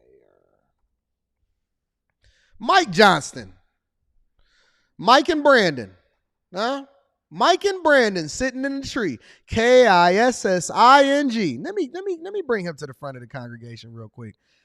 Yeah. Okay. All right. Johnson and Johnson. Johnson and Johnson. Y'all want to come over here and y'all want to make y'all cities sanctuary cities? Okay. Okay, Michael. Big Mike. Welcome to the Millionaire Morning Show. Close to maxing out the local budget. We're at a little more than $25 million spent. Since December, the city reports 20,000 migrants supported and sheltered. The Texas governor says he sent 1,500 migrants to Denver since May 18th, with an additional 600 migrants bused from Texas last weekend. Hey, Texas Governor Greg Abbott said, yeah, and I ain't hiding what it is that I'm doing. And I'm going to tell you exactly where I'm going to send them. See, Greg said, we not going to house them. I'm going to use the budget in order to ship them. Since y'all don't want to close the border, y'all want to continue to have these conversations, y'all want to shut the government down, and then y'all think that y'all tough up there in the north because y'all want to be sanctuary cities, watch what we do to y'all. The city's plan has been to give these folks a place to land and help them get established. If you're an individual, we can give you 21 days here. We can give you, 30 days of your family. There's a way you can help with the cold season. Warm clothes are always in demand, but you can also take a job with the city. If you want a job and you want to come work with us and come work in the shelter and help us out, help us process some people, we'd love to have you. Guess what I'm going to be doing this winter? Usually around, throughout the winter when it starts getting cold outside, I start allocating my Saturday mornings in order to go work at the shelter. Guess where I'm working at this winter? From home. I'm doing no volunteer work. I don't want a job with the city. I'm not interested in working with the shelter. I'm not interested in going to help you process doing the thing that's going to be worse for the cities. I'm not doing it. No. This year, I will be at a basketball game. I'm going to be out here with my hot cocoa. I'm going to be kicking my legs up by the fireplace. I'm going to be chilling. I'm going to be watching Netflix and chill. I'm going to be on the Millionaire Morning Show. I might even do a Saturday show just because. Nope, I'm not doing it. But let me give you some insight on what the Denver mayor is saying. Let's see what he has to say. Let's see if it's any different than his brother, Mr. Johnson. His name is Johnson, but we're going to make sure that the other Johnston, he not saying anything different than Mike Johnston.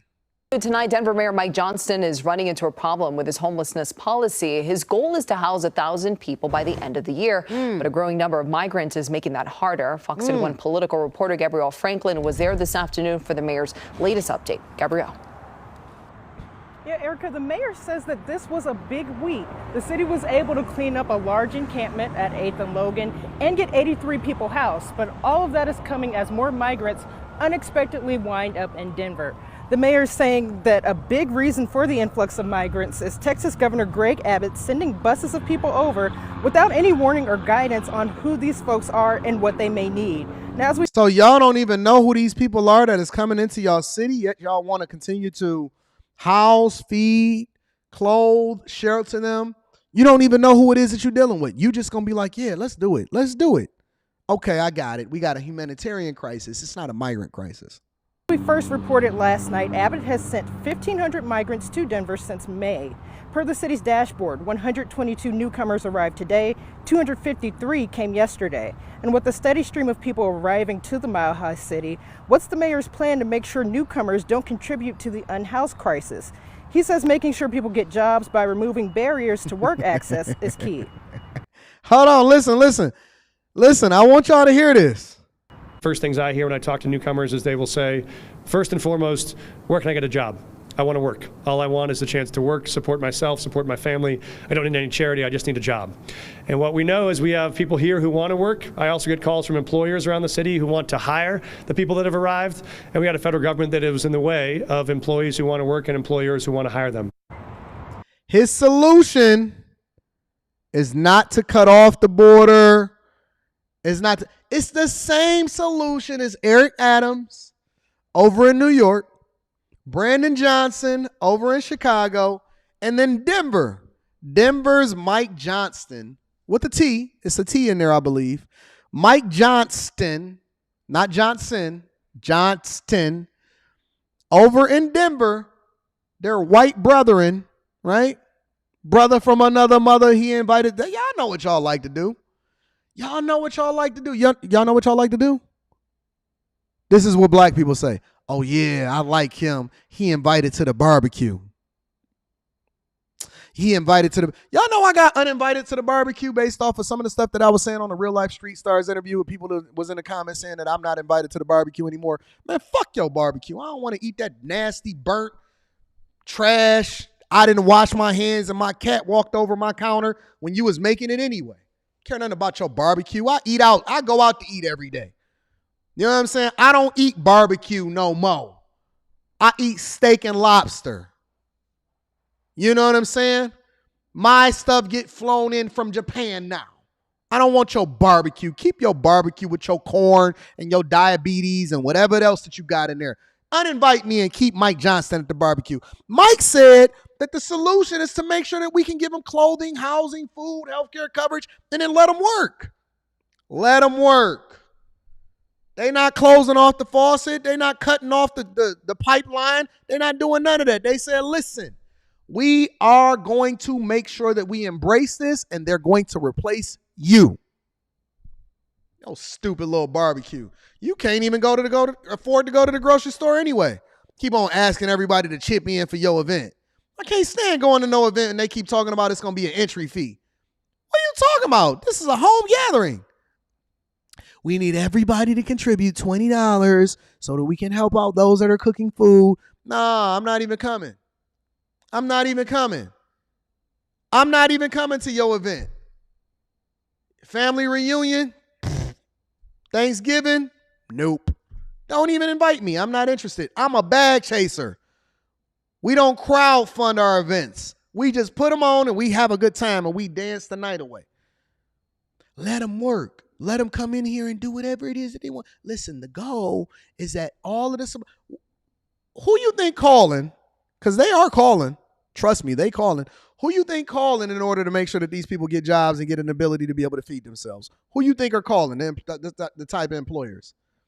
Shout out to the UAW. Oh, you want extra benefits, huh? All right, I got you. Who you think calling? Don't you know that business owners are salivating at the opportunity to be able to hire these people?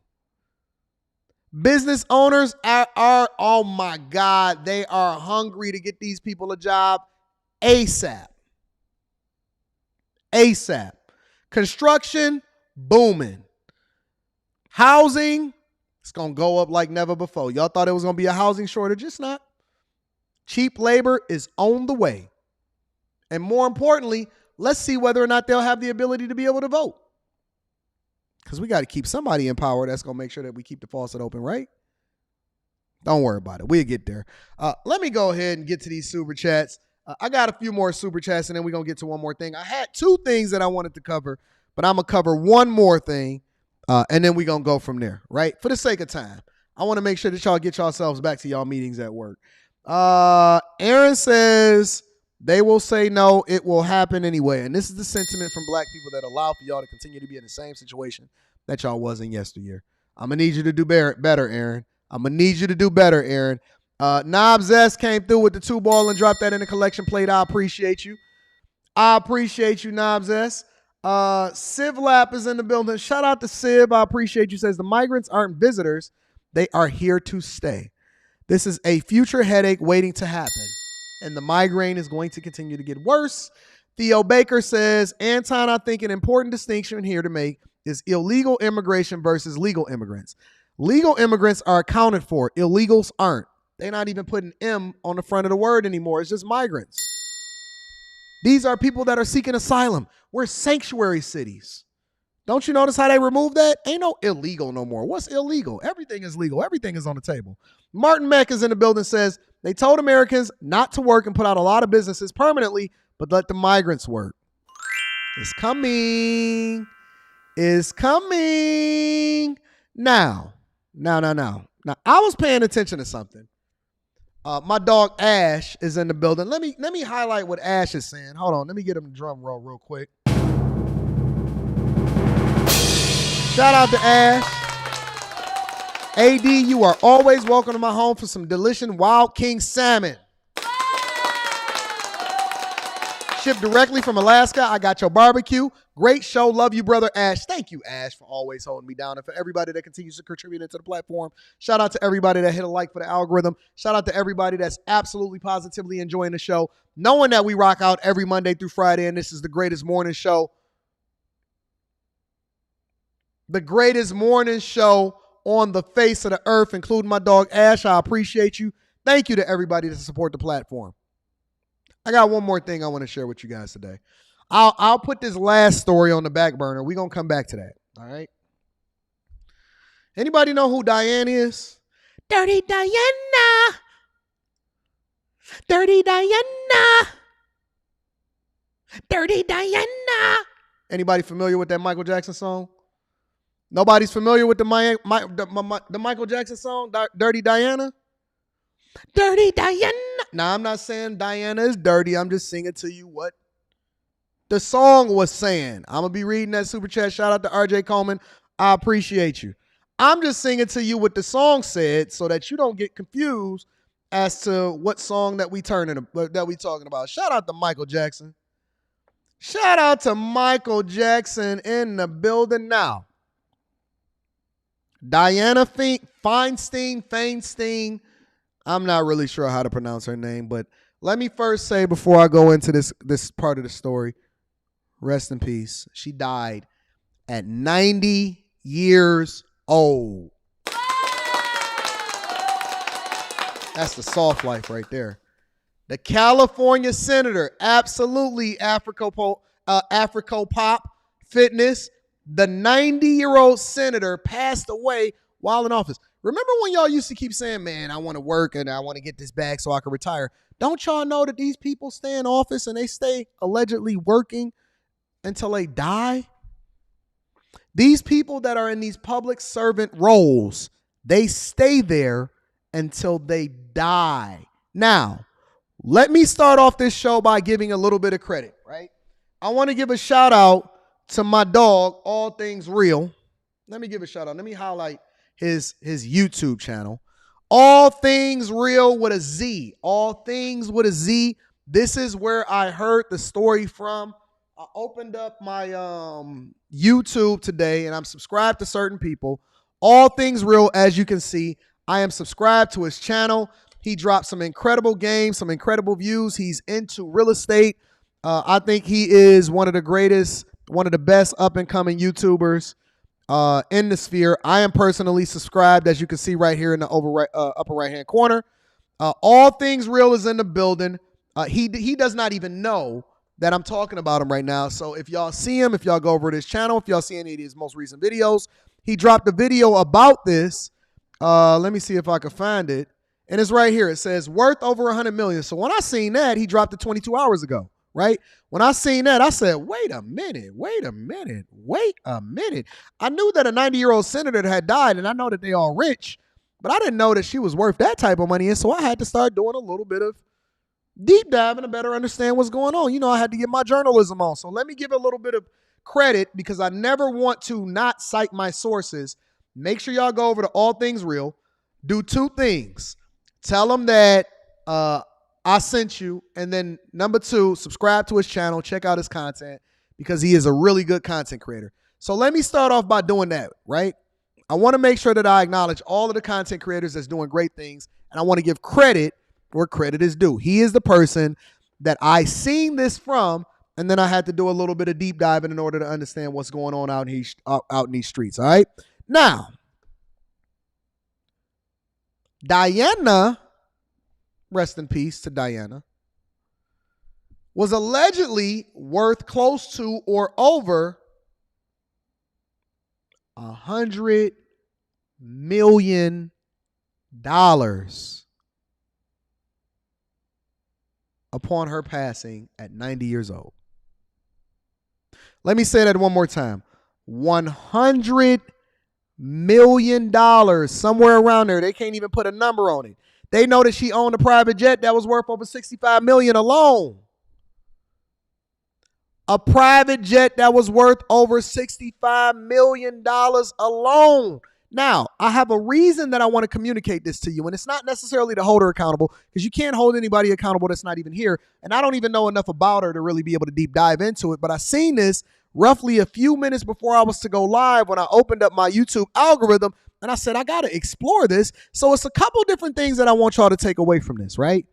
Us as a culture, and when I say a culture, I'm not talking about black people. I'm talking about everybody that's trying to level up and understanding exactly what it is that we're dealing with here in our society, in the United States of America, and what is Anton on the Millionaire Morning Show trying to communicate to you guys. I'm going to highlight this even more, and I'm going to deep dive into it on a Wednesday night show, so make sure you subscribe to both channels. If you have not already, make sure you tap into the Patreon. Link is in the description as well as pinned to the top of the chat. But let's deep dive into her to get a general understanding, according to the New York Post, of who this woman was and what it is that she left behind.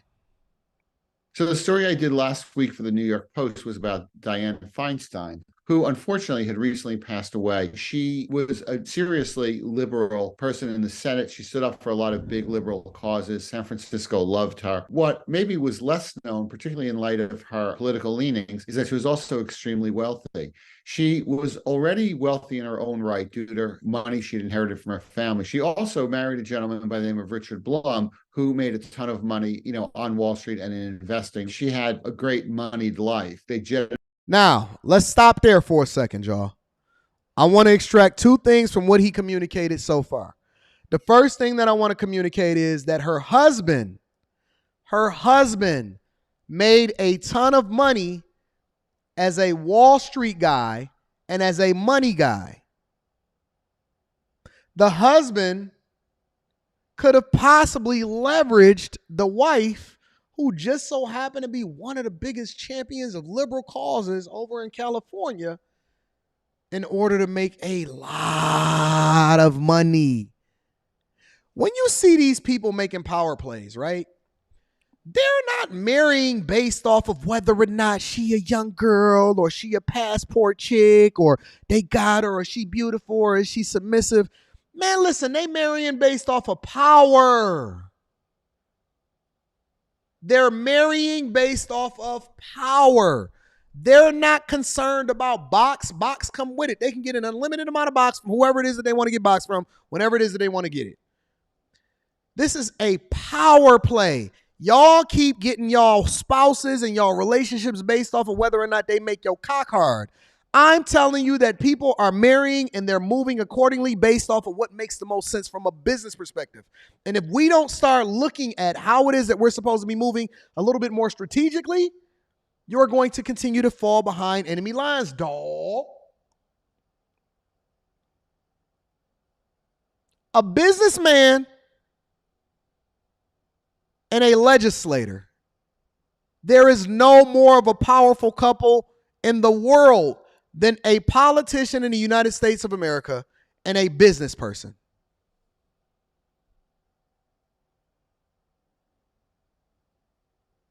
Let's continue. Around on a private Gulf Stream.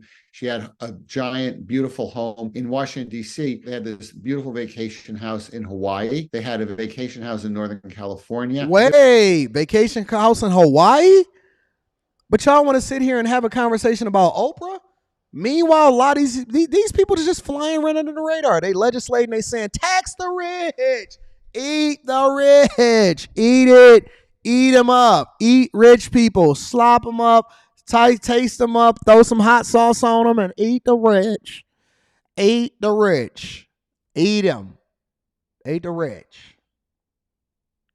Vacation homes in Hawaii, Carolinas, main home in D.C., another home in California. Eat the rich. Eat the rich. I keep telling y'all that these people work together. They're not going to be the ones that suffer as a result of the laws and the rules that they give to you. Don't worry about it. We'll get there. There were some issues, though, while she was living her life. After her husband passed away, her health began to fail. And she had one biological daughter and 3 daughters through her husband, Richard Blum. And the biological daughter was in litigation for her to be able to sell some of the possessions she had, but those are being held by a trust, and the trust lawyer wouldn't let her sell them. And the daughter was saying, so she need a trust lawyer and she need assistance, but she was able to serve all the way through her death into being 90 years old. Got it. Let's continue. She wanted to sell this house in Northern California while the market was at its peak, and she could have really benefited from that. But alas, she did not sell it, and she unfortunately passed away, but she left behind, quite a large estate in her own right. It was estimated to be around $60 million. Everybody, of course, is sad to see her. Which nobody actually knows what the estate is worth. Listen, the homes themselves are worth millions. The jet is allegedly worth over $50 or $60 million alone. Estimates, wildly probably inaccurate. But let's continue. But her stepchildren and her daughter, they will all certainly benefit. So cheers to them. The question, of course, though, that lingers is who wound up with the Gulf Stream? Where did that go? Because that in its own right was worth $65 million in. So if the Gulfstream jet that they own, which is listen, it costs millions of dollars a year in order to own, maintain, and you still have to get in the air enough for you to actually be able to justify the cost. Millions of dollars every single year. See, somebody in the chat, I seen them. They said, well, they already had money. They family had money or whatever, so on and so forth, right? Listen. In order to be able to maintain a certain type of lifestyle, do you know the amount of money that you have to generate on a regular basis in order to be able to own a jet? You know the type of money that you have to generate and your net worth and the type of businesses that you have to be in order to own multiple different properties in a jet?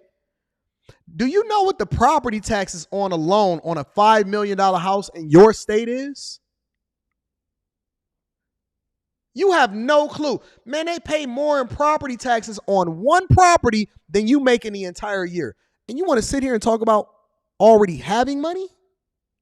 Already having money?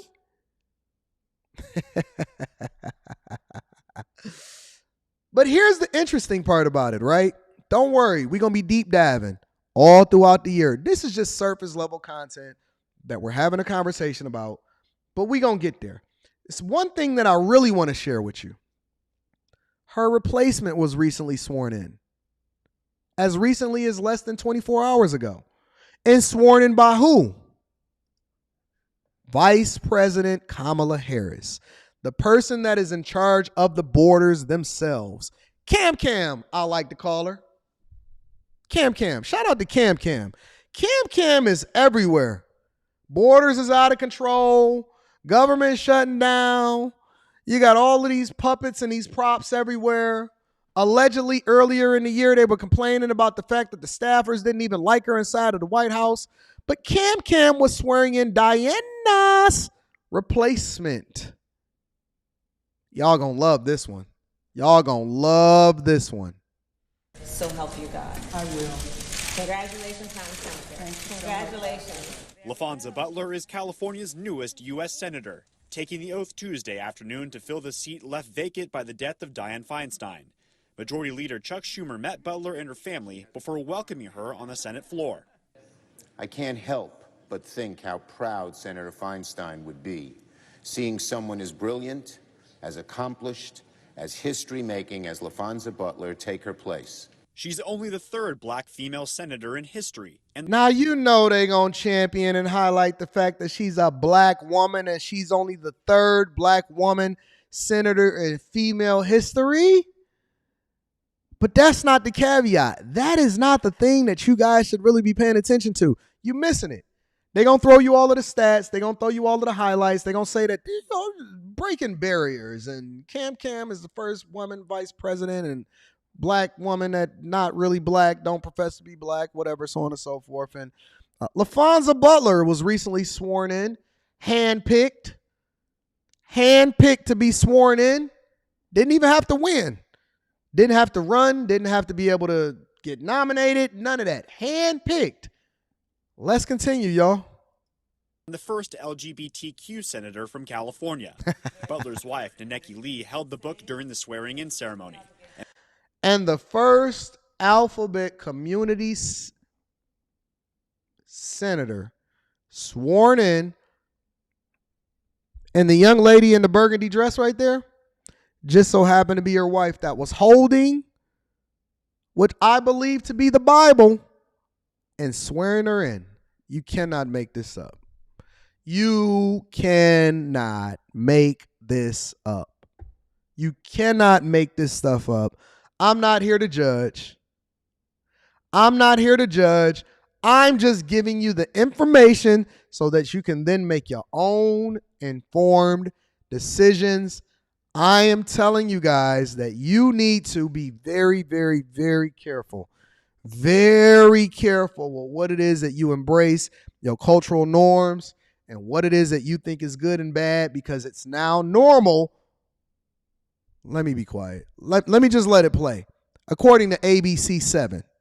And Butler's mother, Sarah, was there as a witness. She does become, I believe, the 60th woman to serve in the U.S. Senate, which on its own is significant. Jessica Weiss, a history professor at Cal State East Bay, says her appointment is reflective of the state's diversity and the equality efforts made by women and people of color throughout the nation's history.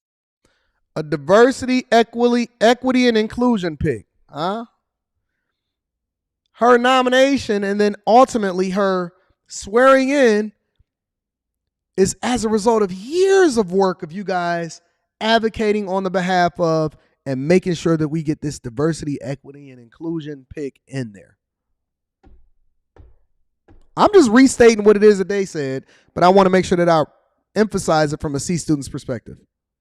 We've made tremendous progress, but this progress has been the result of protests. It has been come at sometimes a very high price. And it's not anything to be taken lightly, and we need to continue to move forward. Butler served as a senior advisor to Kamala Harris during the 2020 presidential campaign. What? Butler served as a senior advisor to Cam's presidential campaign. Wow. Impressive.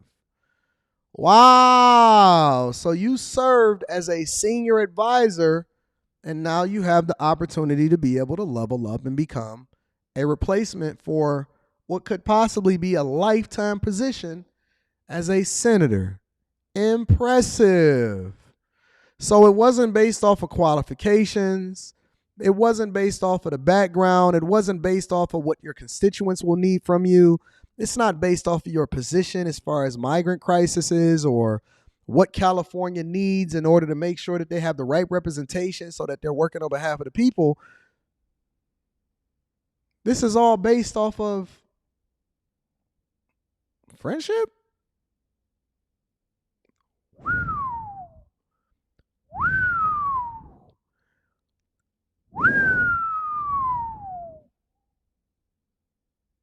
And y'all think that this makes sense? No. I'm just asking a question. I'm not judging.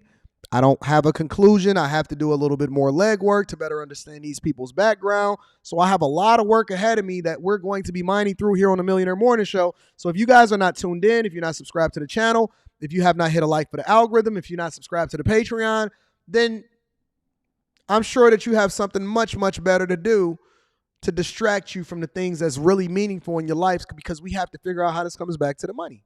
That's why it's called the Millionaire Morning Show. Let's continue. Campaign, and most recently as the president of Emily's List, a nationwide organization that raises money for women candidates who support abortion rights. Senator Butler released a statement. Let me replay that for you one more time so you can know who's governing you. Who support abortion rights. Senator Butler released a statement saying, "This has been a day I did not expect and will never forget. You sure you didn't expect have it? The privilege and responsibility of serving the people of California as their senator. It's unclear if Butler will run to hold the seat when the term ends next year." Now, what do you think is going to happen? What do you think? Wait a minute. It's unclear if she's going to run to hold the seat as the incumbent, but she never expected to be able to get this position in the first place.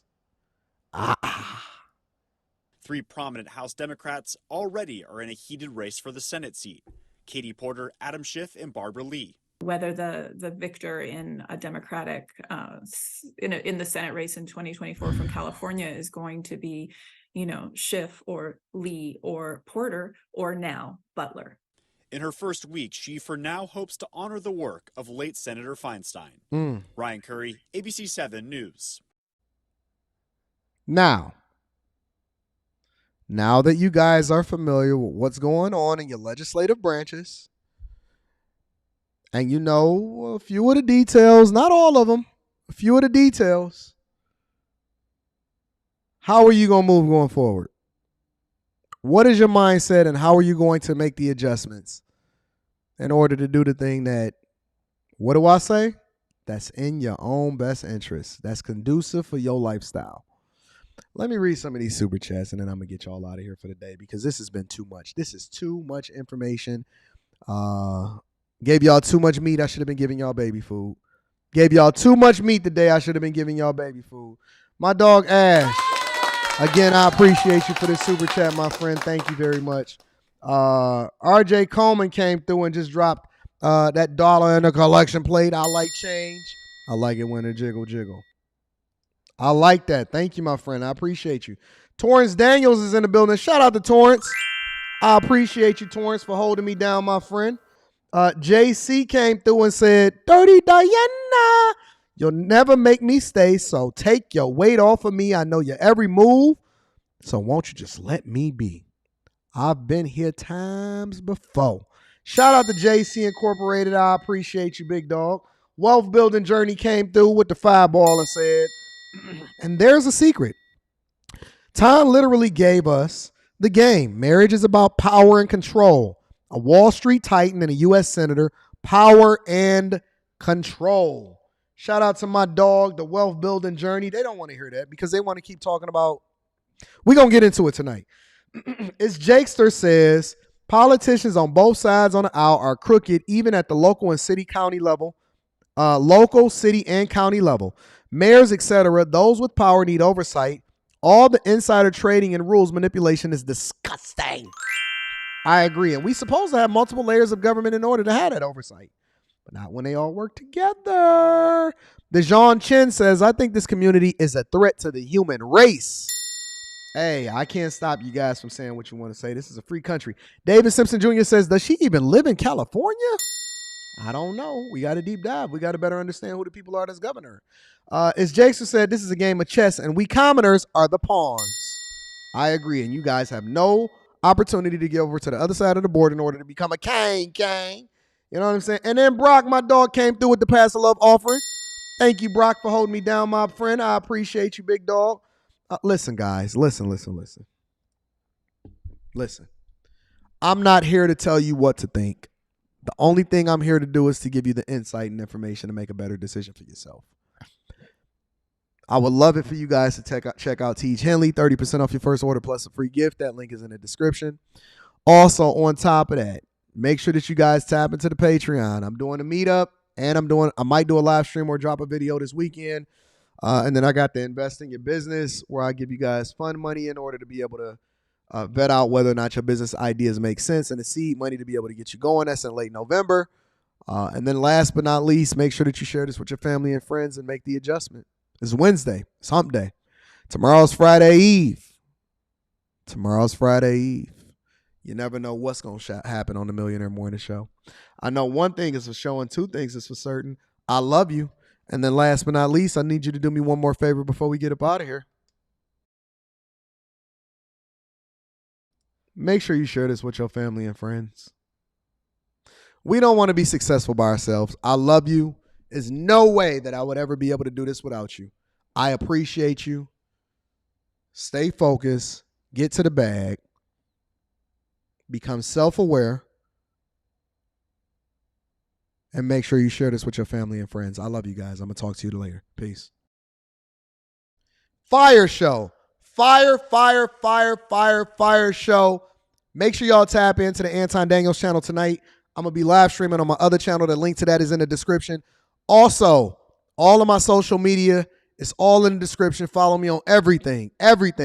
X, formerly known as Twitter, Instagram, all of that. Threads. Make sure you go over to my other channel. It's going to be fire tonight. We talking about power and relationships. Let's get it, y'all.